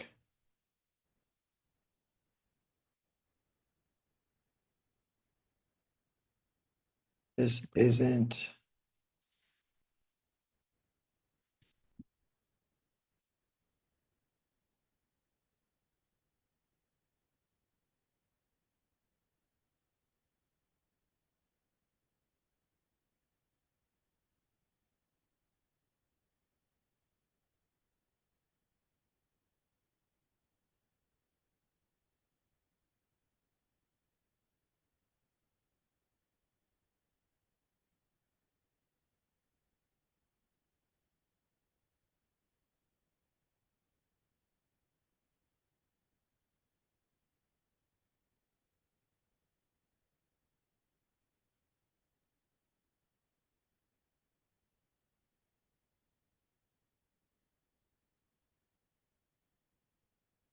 It's definitely difficult to replicate these. but it shows the same thing.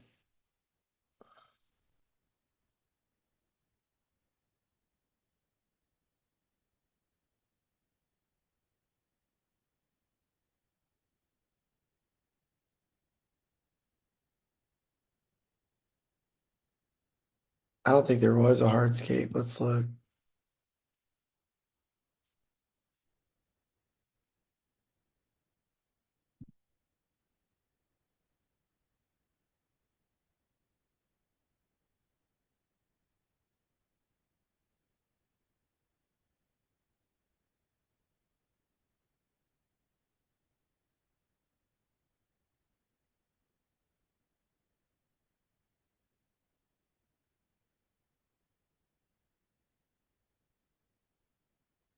I would definitely put the renovation budget at more like 250 a square foot.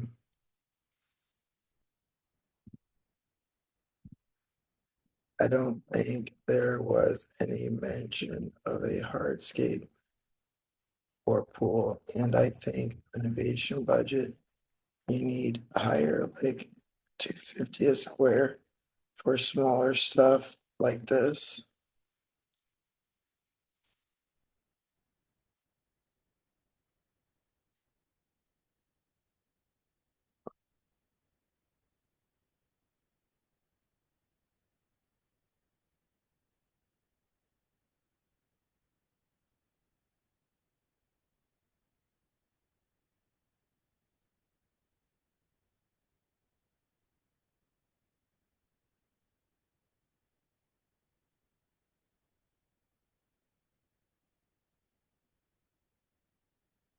Oh, that's unbelievable.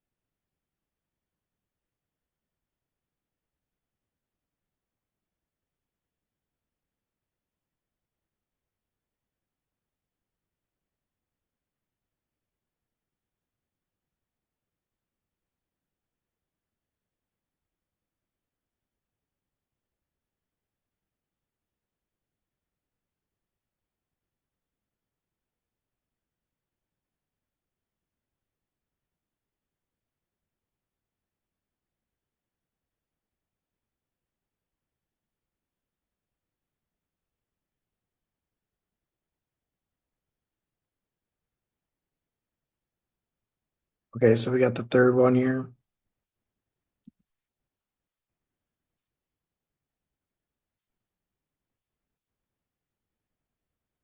So Buena Vista is what it's probably historic as well.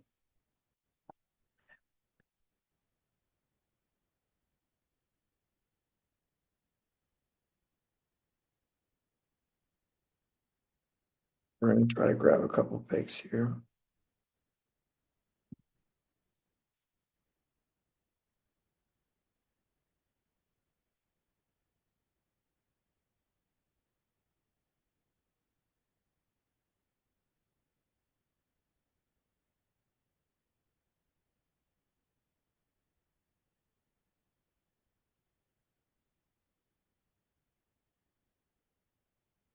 Oh no, this looks like it was new construction.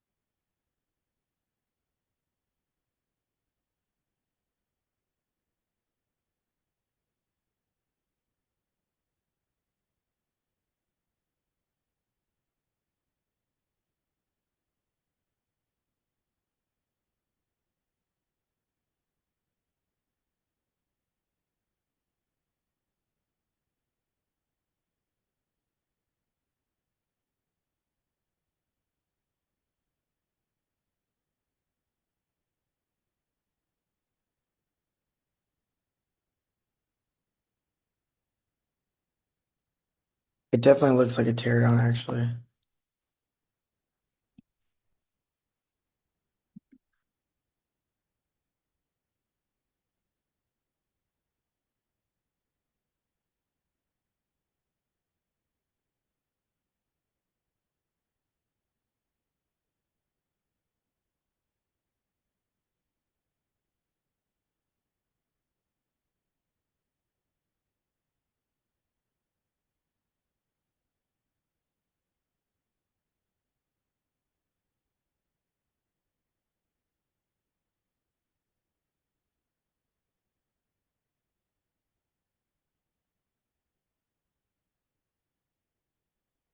New construction with the pool. That's right.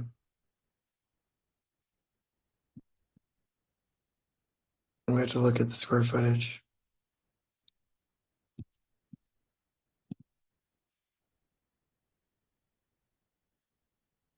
Another off-market sale, actually. I'm seeing now this was a tear down, no detached with a pool. I budget three, I budget, gosh, 350 a square for construction and the pool, 200K with a hardscape. Here is where I verified it from Instagram, and I'm seeing pictures that verify it as well.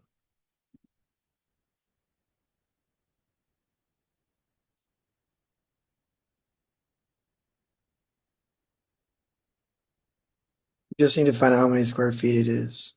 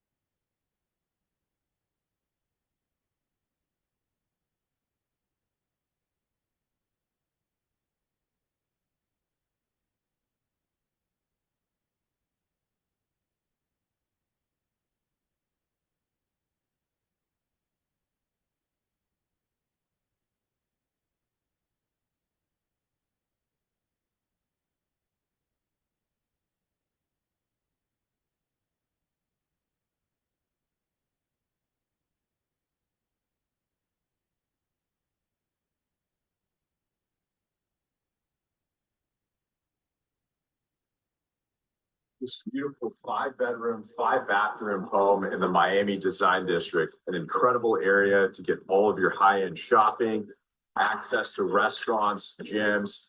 Let me show you inside this open lighting modern home.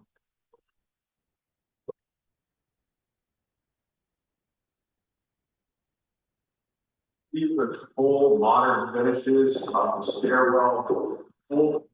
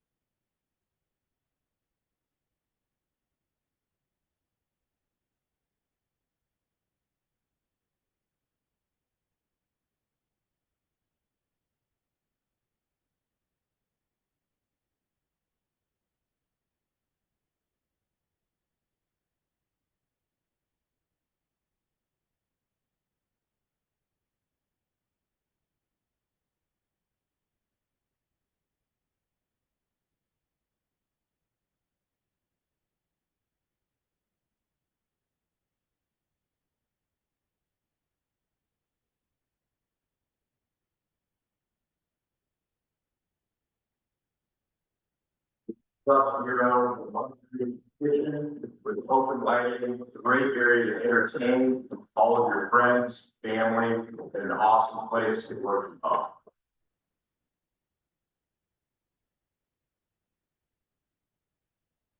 The outdoor area is complete with a full grill, TV, an awesome place to come out to the pool and relax on a daily basis. Heated saltwater pool. Let me show you upstairs. Welcome to master bedroom. Great beautiful view of the yard with vantage view back and beautiful closets. Take a look at this closet space. Perfect built-in structure. That's so small. Call Hudson Burnham to schedule your tour today.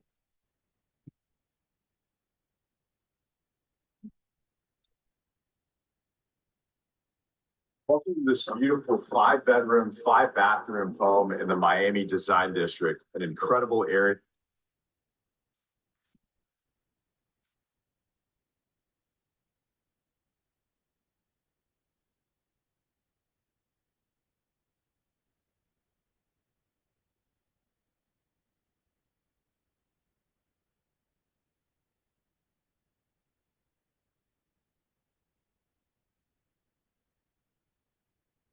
$63.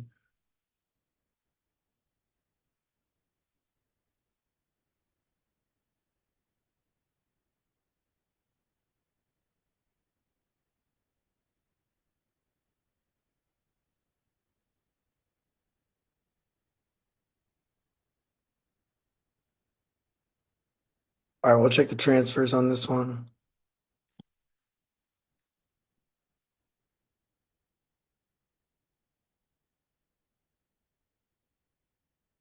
$63 Northwest. 47.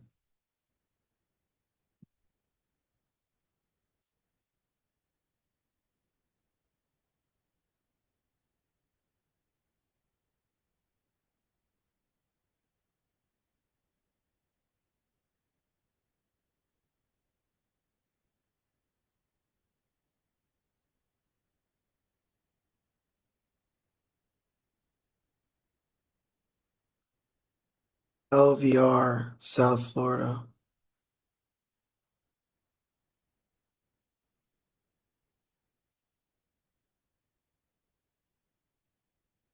You know, they might have done a JV.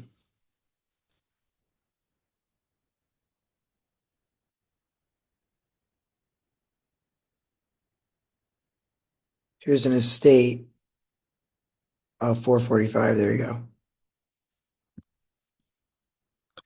So perfect. We got two examples. This one hasn't transacted, but it's the same person. Shows same basis. I pulled info. Built the same. I'm guessing they did a pretty substantial footprint. It's larger than what we are talking about. Let's assume 2,000 square feet. We can't verify it without looking at it, but now we have 4 addresses. Add this one in the case study. Address at the top, but this one sold and they are advertising this one at a higher price. I think the 2 units is still a premium. I think we can get a higher price, especially since available land has gone up.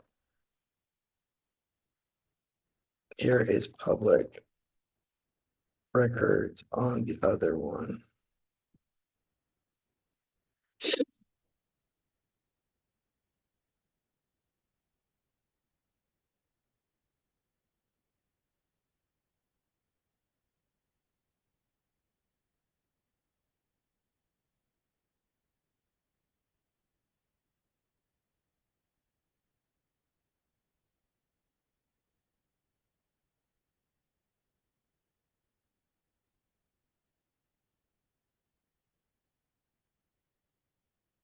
we're going to assume 350 and 2,000 square feet on both of them.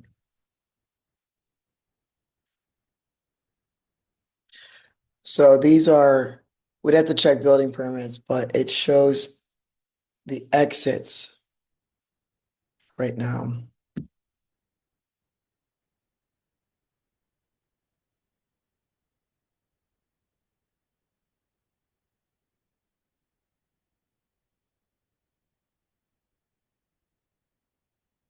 Add the second title and case study, both addresses, since it's same investment group.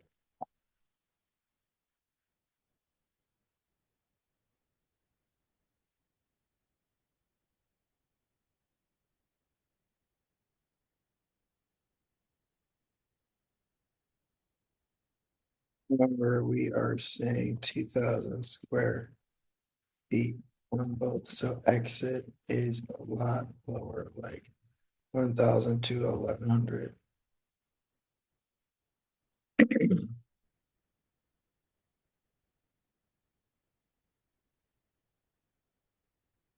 Executive summary title keeps saying 2177 square feet. Adjust, please.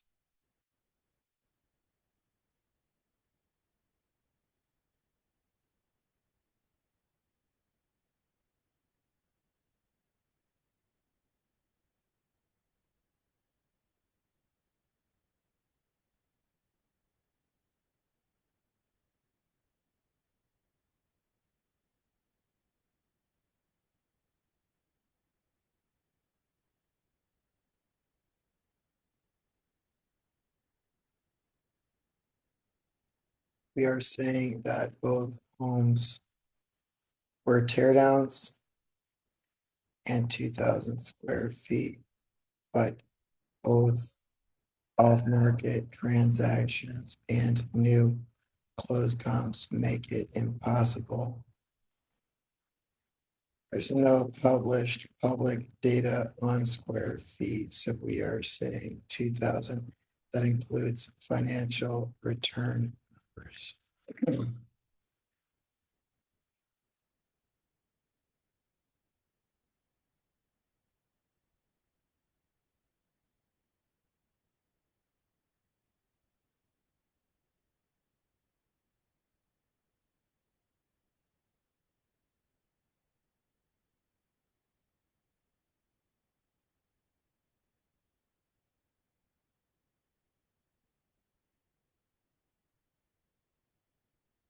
Land cost,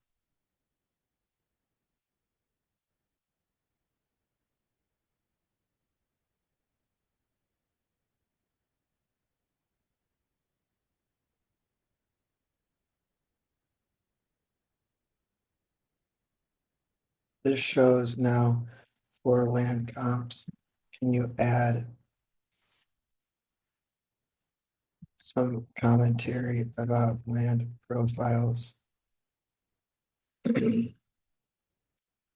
uptrend and appreciation in what you'd expect land to go for given uptrend in pricing, both on land and exit. So we're looking at the land profiles, how it's changed. We now have forward comps.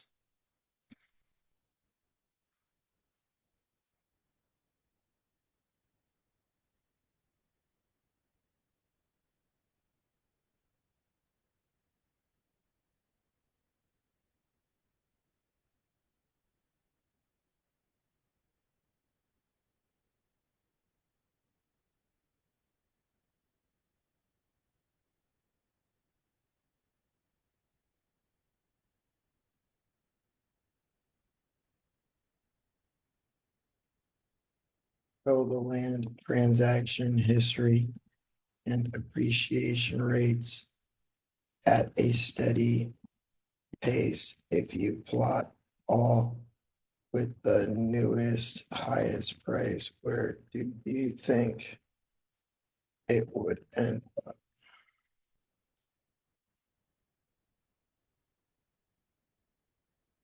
Let's see here.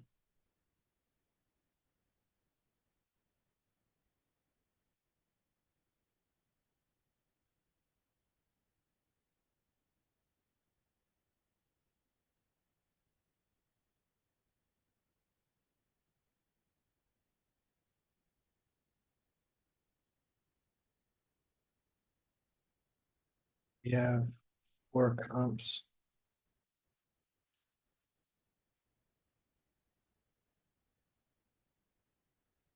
415, 445, 680, 1 million. I see what you did. I think we should exclude 45th. Do you agree?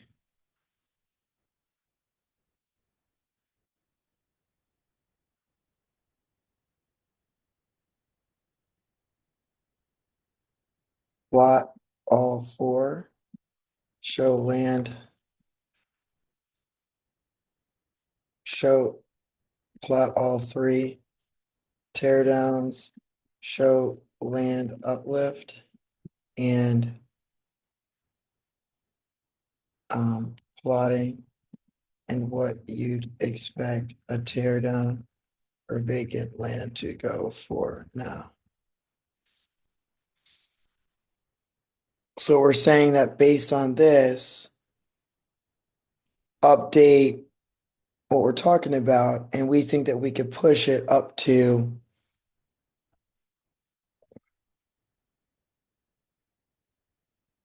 750, 900. Just update it. I don't need the chart, but make the formula for land and plug in the lot size range per square foot that you see here. We can do it on 5K square feet. Easy.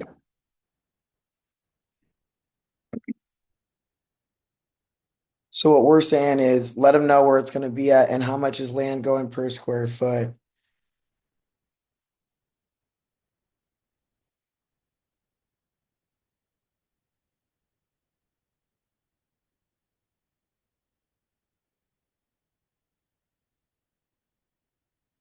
There you go.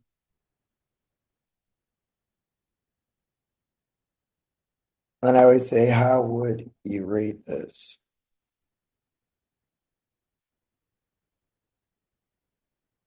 There you go.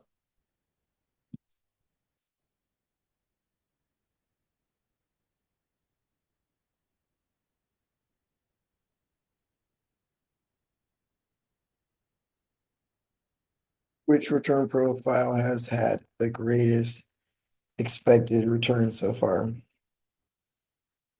It's probably all new construction.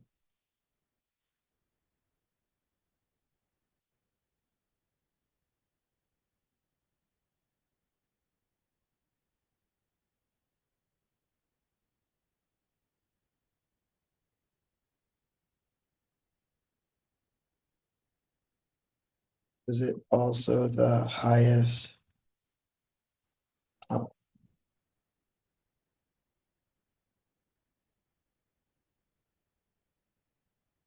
closed so far, right? And it netted a million. $1 million is insane. The highest confirmed closed comp.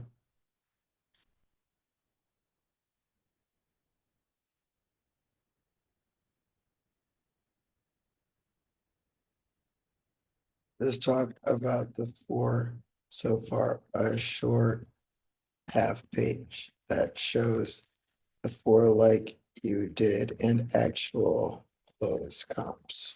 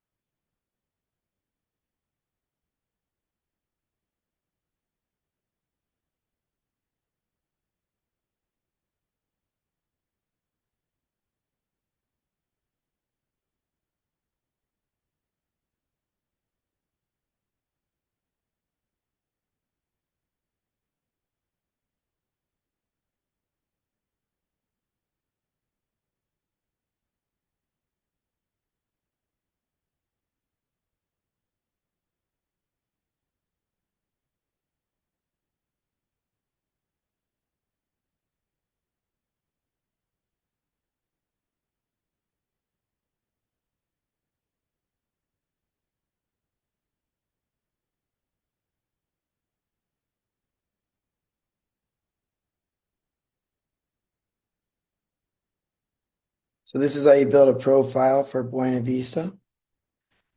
And let's see if there's any more that I want to take a look at here.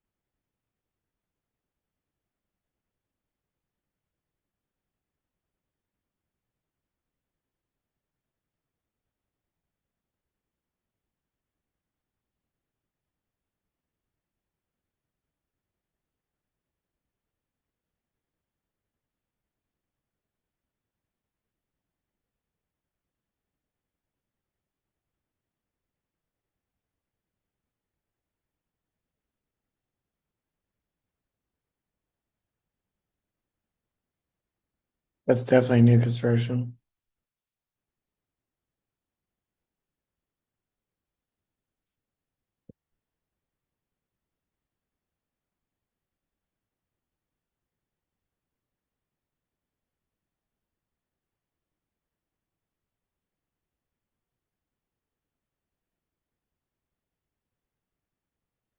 Let's see this one. This looks like it could be the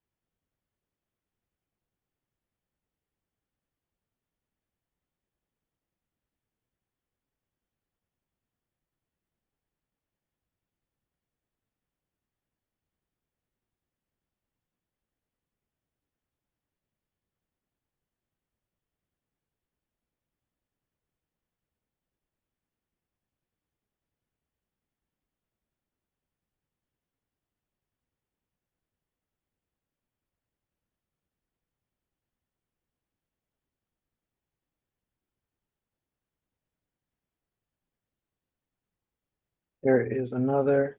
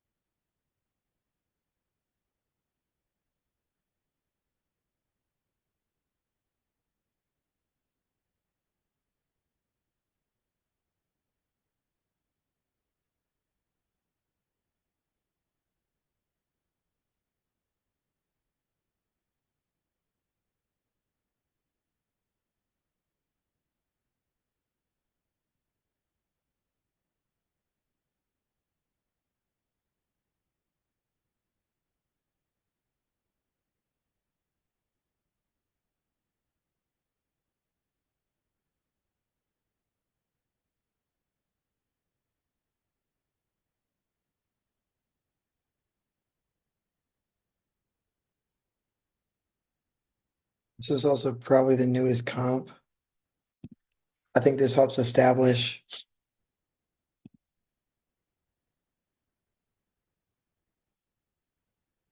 this is also newest comp in 2025.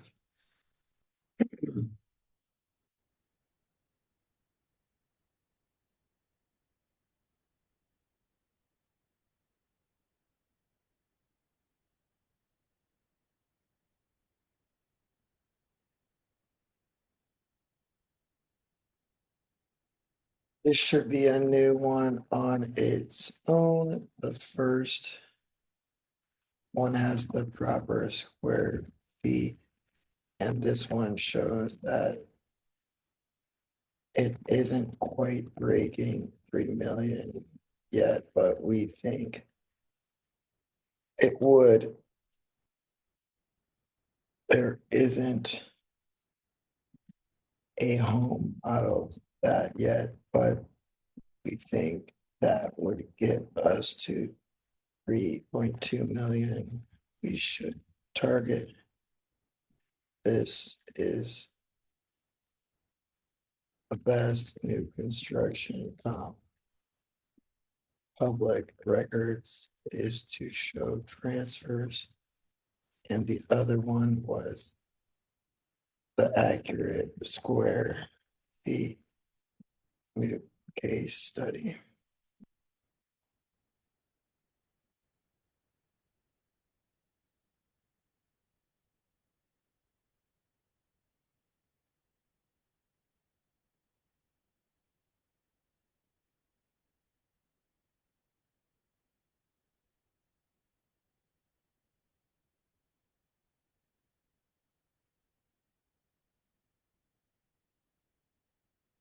You had the square feet, it's in meters. And the beds, baths was the first one I posted.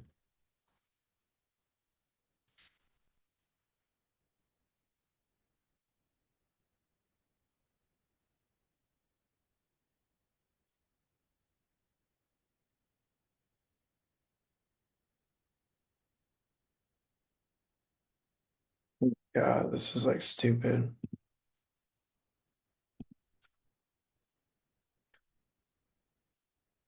It says 980 square meters.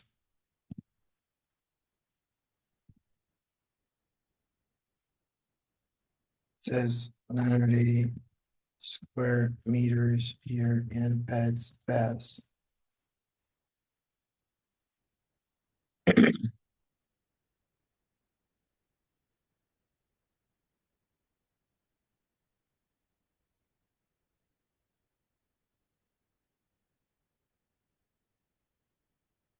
Four beds, five bath.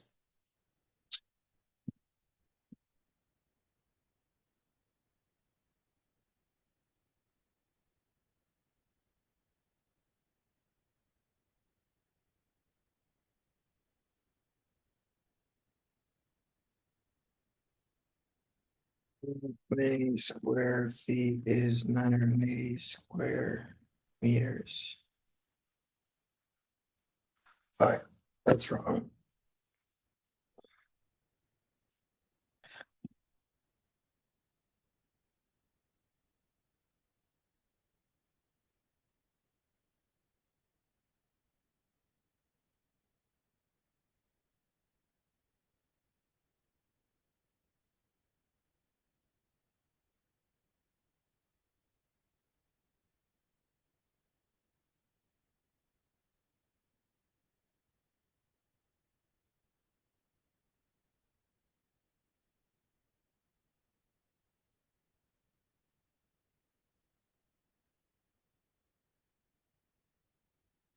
This is why you can so we'll add this in.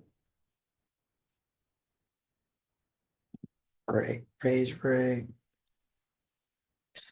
And then we'll look at available land. Let's just double check transfers. We're just gonna look one more time. It seems like we got.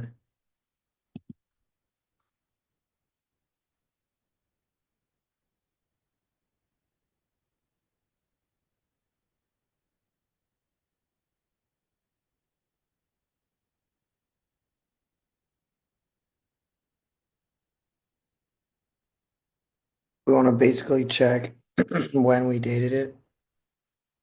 So Z to A.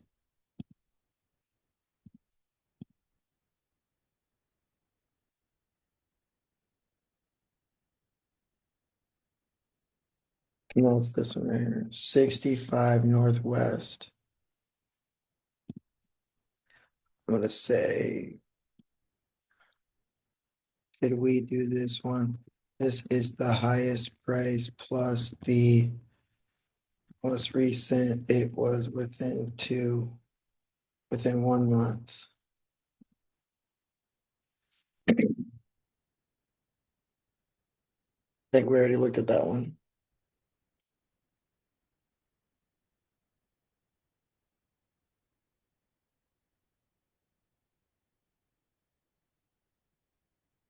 Most recent comment, here's a quick refresher.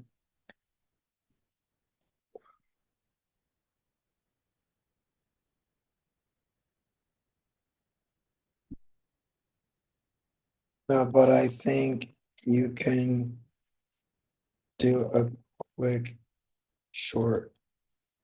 Okay, chat. We're gonna go to new land. So Buena Vista, Miami.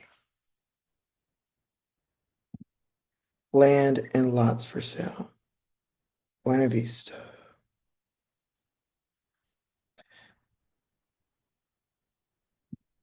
I would say all of the comps are in this area, plus they are in what zip code? I'll look at land and we can finalize modeled out 3.2 million exit. Because the market is going up. There's a projection like this.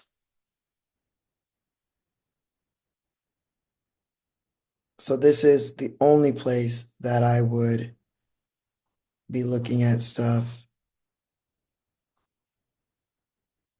And you're starting to see that. 6 blocks, T3L, 5,000, right? 3.2. So we want to look for land for sale in 33127.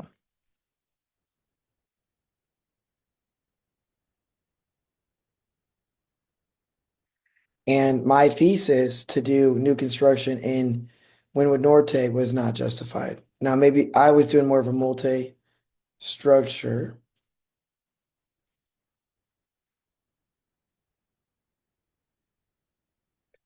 And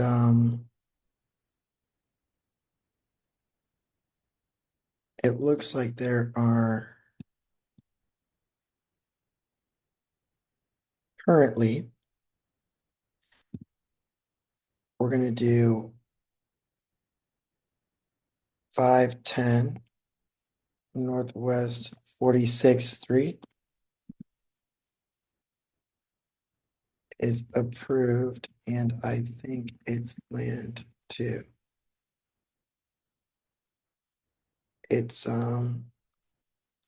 685,000 on a 5,445 square foot lot. We have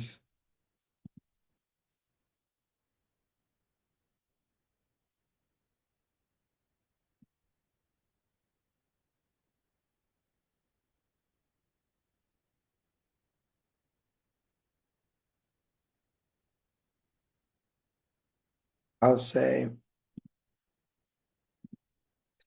the last thing I want to do is give you 3 options, and you can tell me which is the best.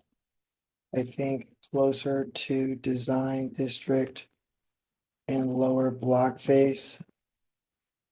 Like, you see these are like the highest here is 245. I think that will change. I think doing 2 structures will improve that with a pool. So there is income as well. Here are the 3 land options available, which I think you should model out at a 3.2 million exit or 3.4 million. Since this could take 18 months, I doubt it. And we want to look at the price increase and model out and account for appreciation trends. So if we exit in 2 years, if we exit in 18 months, we don't want to underprice. We could also just overbuild and look at max value, which I think is a good strategy. Basically underwrite 1,000 a square foot at max floor plate. I think on the best lot, we can probably get high 3 millions then. In my experience, overbuilding and getting a lower square foot avoids appraisal issues and allows absorption at a lower price. Plus, 2 houses with pool is the ultimate premium. And I think it would be justified, as you can see. Land options. So we're gonna bring in the last couple here. Buena Vista. Where did it go?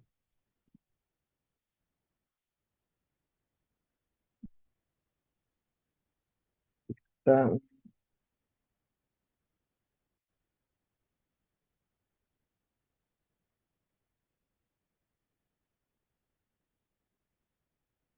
would probably say that we would want to buy.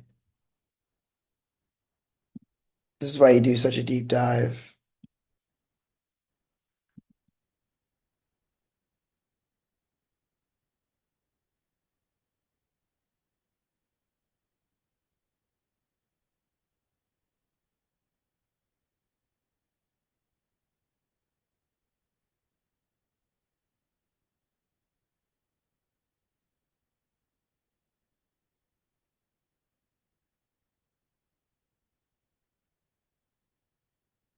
We have 510. We have 254 Northwest 46th Street, 770K at 7,200 square feet. Closer to design. Lower block face. Larger lot. I think this is the winner.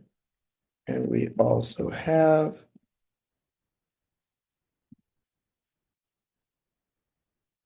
it's also vacant with no tear down. So it's a fast to market plan. And we also have, what's the last one?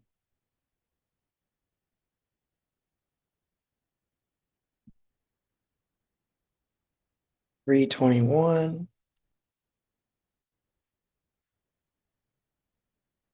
Northwest 37th for 700K, 5749 square foot lot.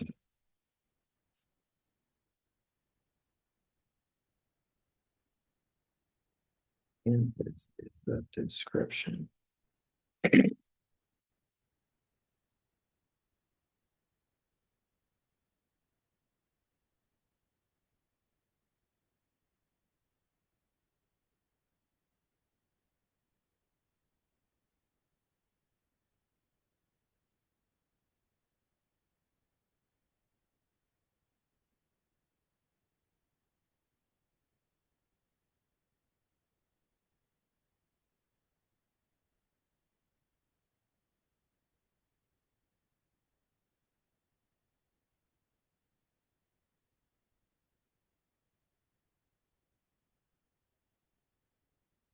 Sure, we're definitely not going to include that one.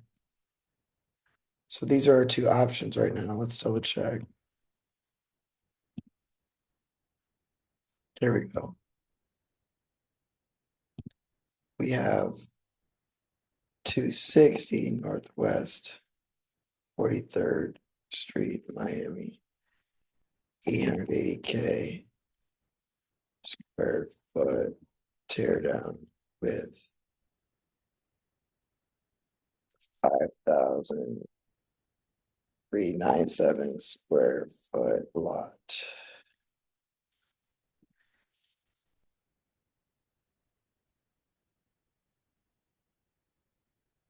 Now this one you could do a lot split with, but you don't want to enter the market. No one's really been doing that. So those are your three options.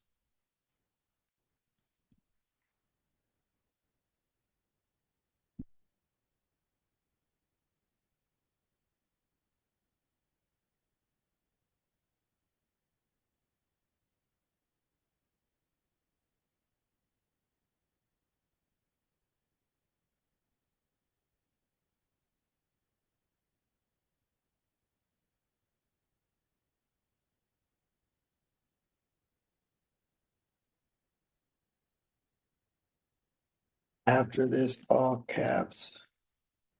This is the actual two lots you can pick from. Just put all this together and let's model out all the comps, the two land, that it's under what we think. It's close to recent land comps at 680K. Market is still super strong. And I think the lower block face is what I'd go for. It's larger lot and better location.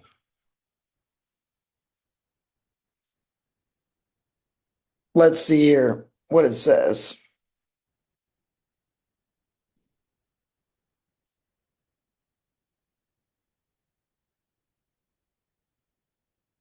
Make this its own total summary for just overview of all the data we have, mostly related to forward-looking strategy. I have all the case studies put together. This is basically a one-pager on which land we go for and how we model it out. Forward-looking based on market or submarket. So this is Buena Vista. No, I don't want this comp. I want a land profile on its own, saying what's available and what we should build to model out to a higher exit and appreciation. Not this case study, it's a new land profile and forward-looking appreciation trends and what we think we should build, which is a house with a pool and a detached granny flat and max square footage with max garage. So we're saying that we're gonna max out. We could max out. Oh my God, dude. This is keeps doing this.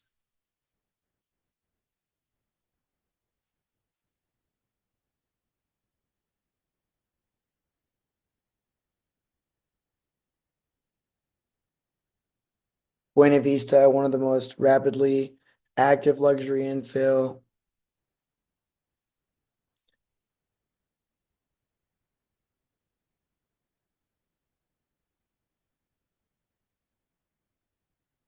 Strategy on that lot would be to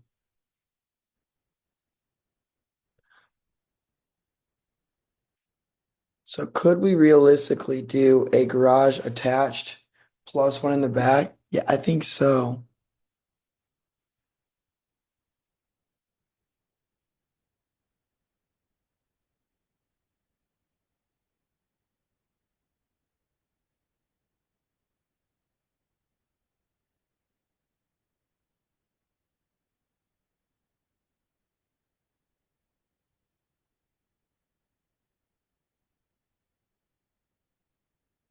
I want this with, I think we could actually get 2 garage spots in main house and 3 in back. 5 garage spots from shared driveway plus a pool and hardscape. But yes, max out square feet. What would be a moderate? And since this is a larger lot, I think we can get up to 50% on first floor and 30% on second. What would be the absolute largest that we could build?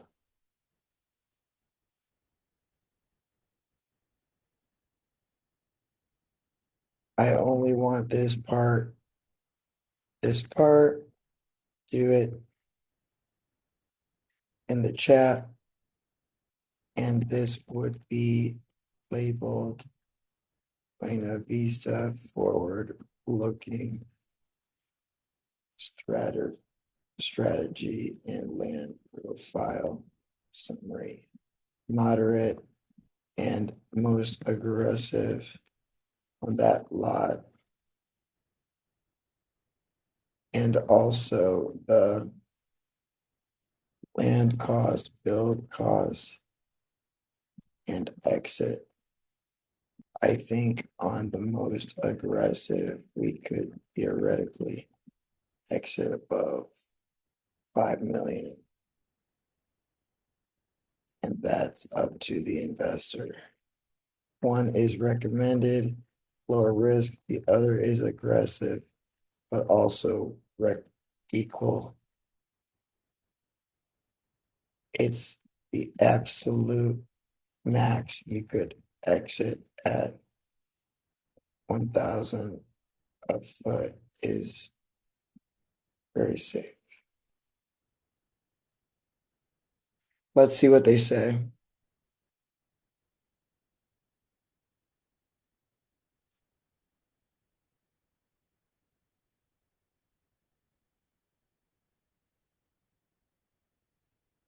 Total buildable.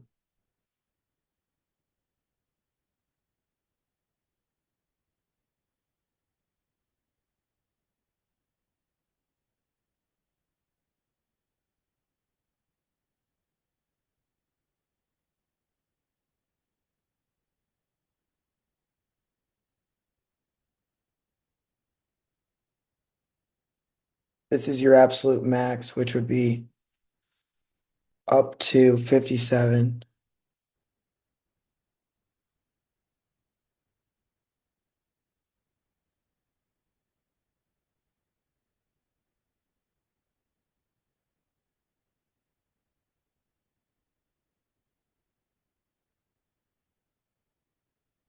I'll read this.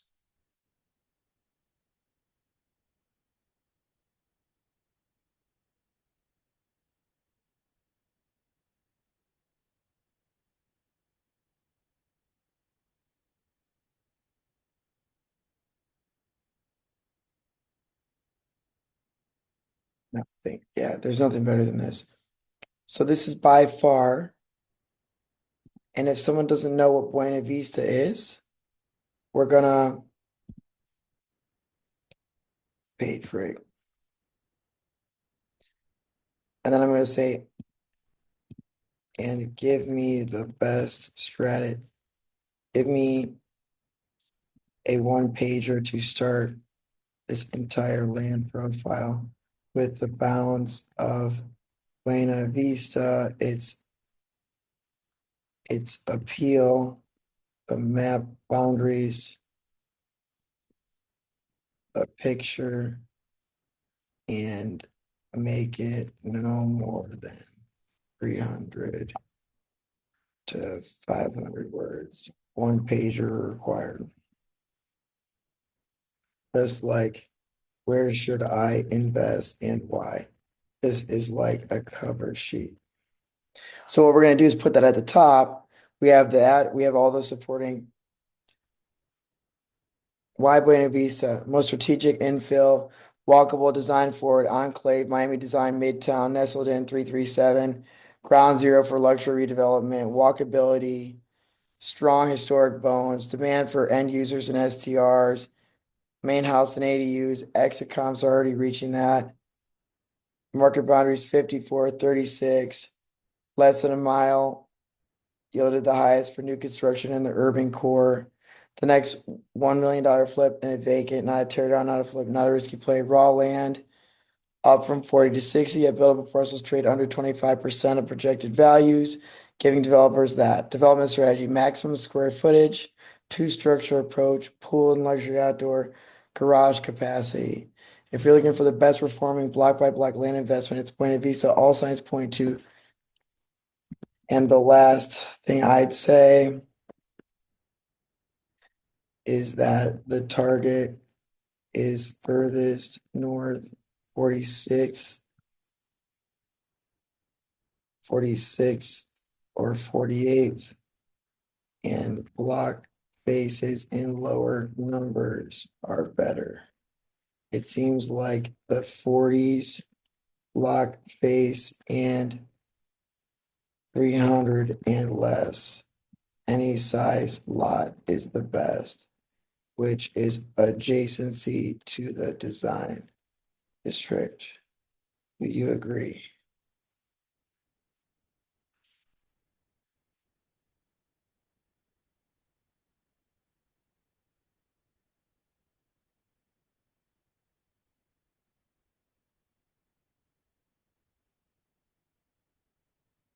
They're also outside of Wynwood and industrial fabric. Buyers are often making lifestyle driven. Still strong, but 44th and below is your prime. Every step closer. Lower block face, even small ones, to update the description.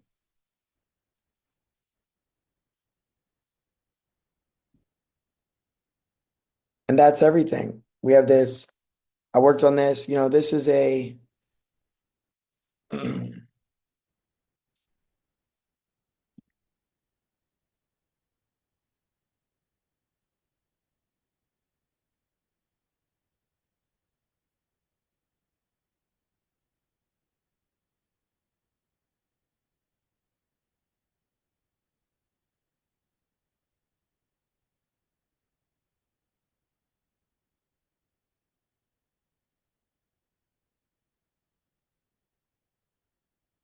update this portion only with this and in the chat.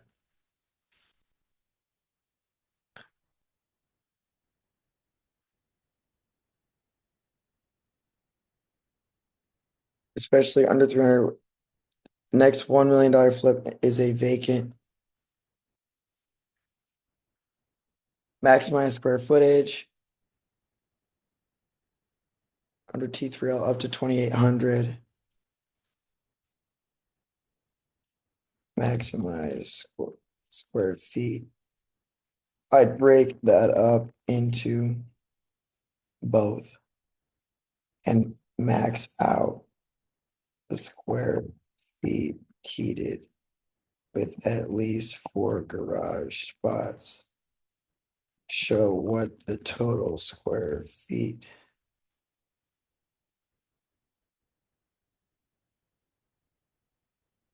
And that's like, it says 2,800.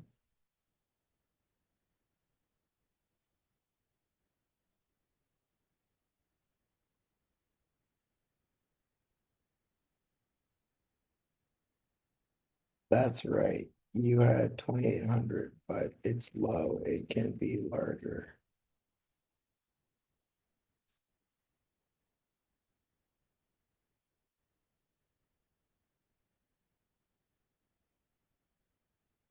And so what we want to do here is update this. Update this right now with that, just this section.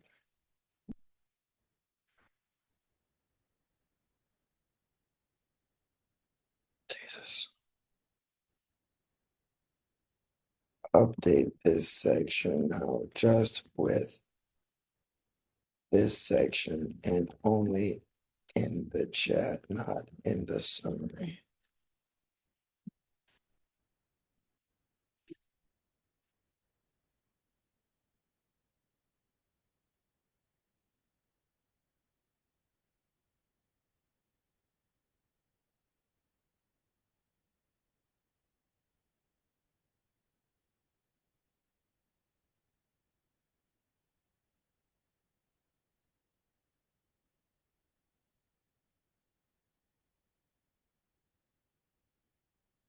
Main home, detached ADU, 4 to bed.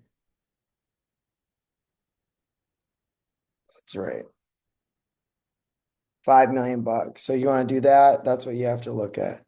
And we've got it backed. So if someone was to ask me again where to do it and they don't listen, we've built a strong return profile. We put all of I have 20 insert break, page break.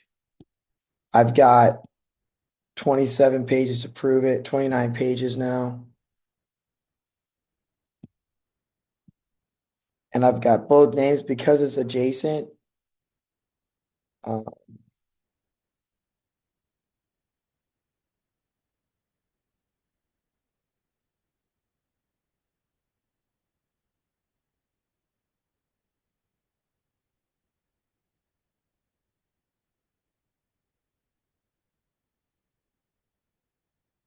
so this is about as good as you can get, I would say, for Miami. That's everything. So you guys saw me do a research work session and the sun came up. And that's the point of this. So we have a place ready to go.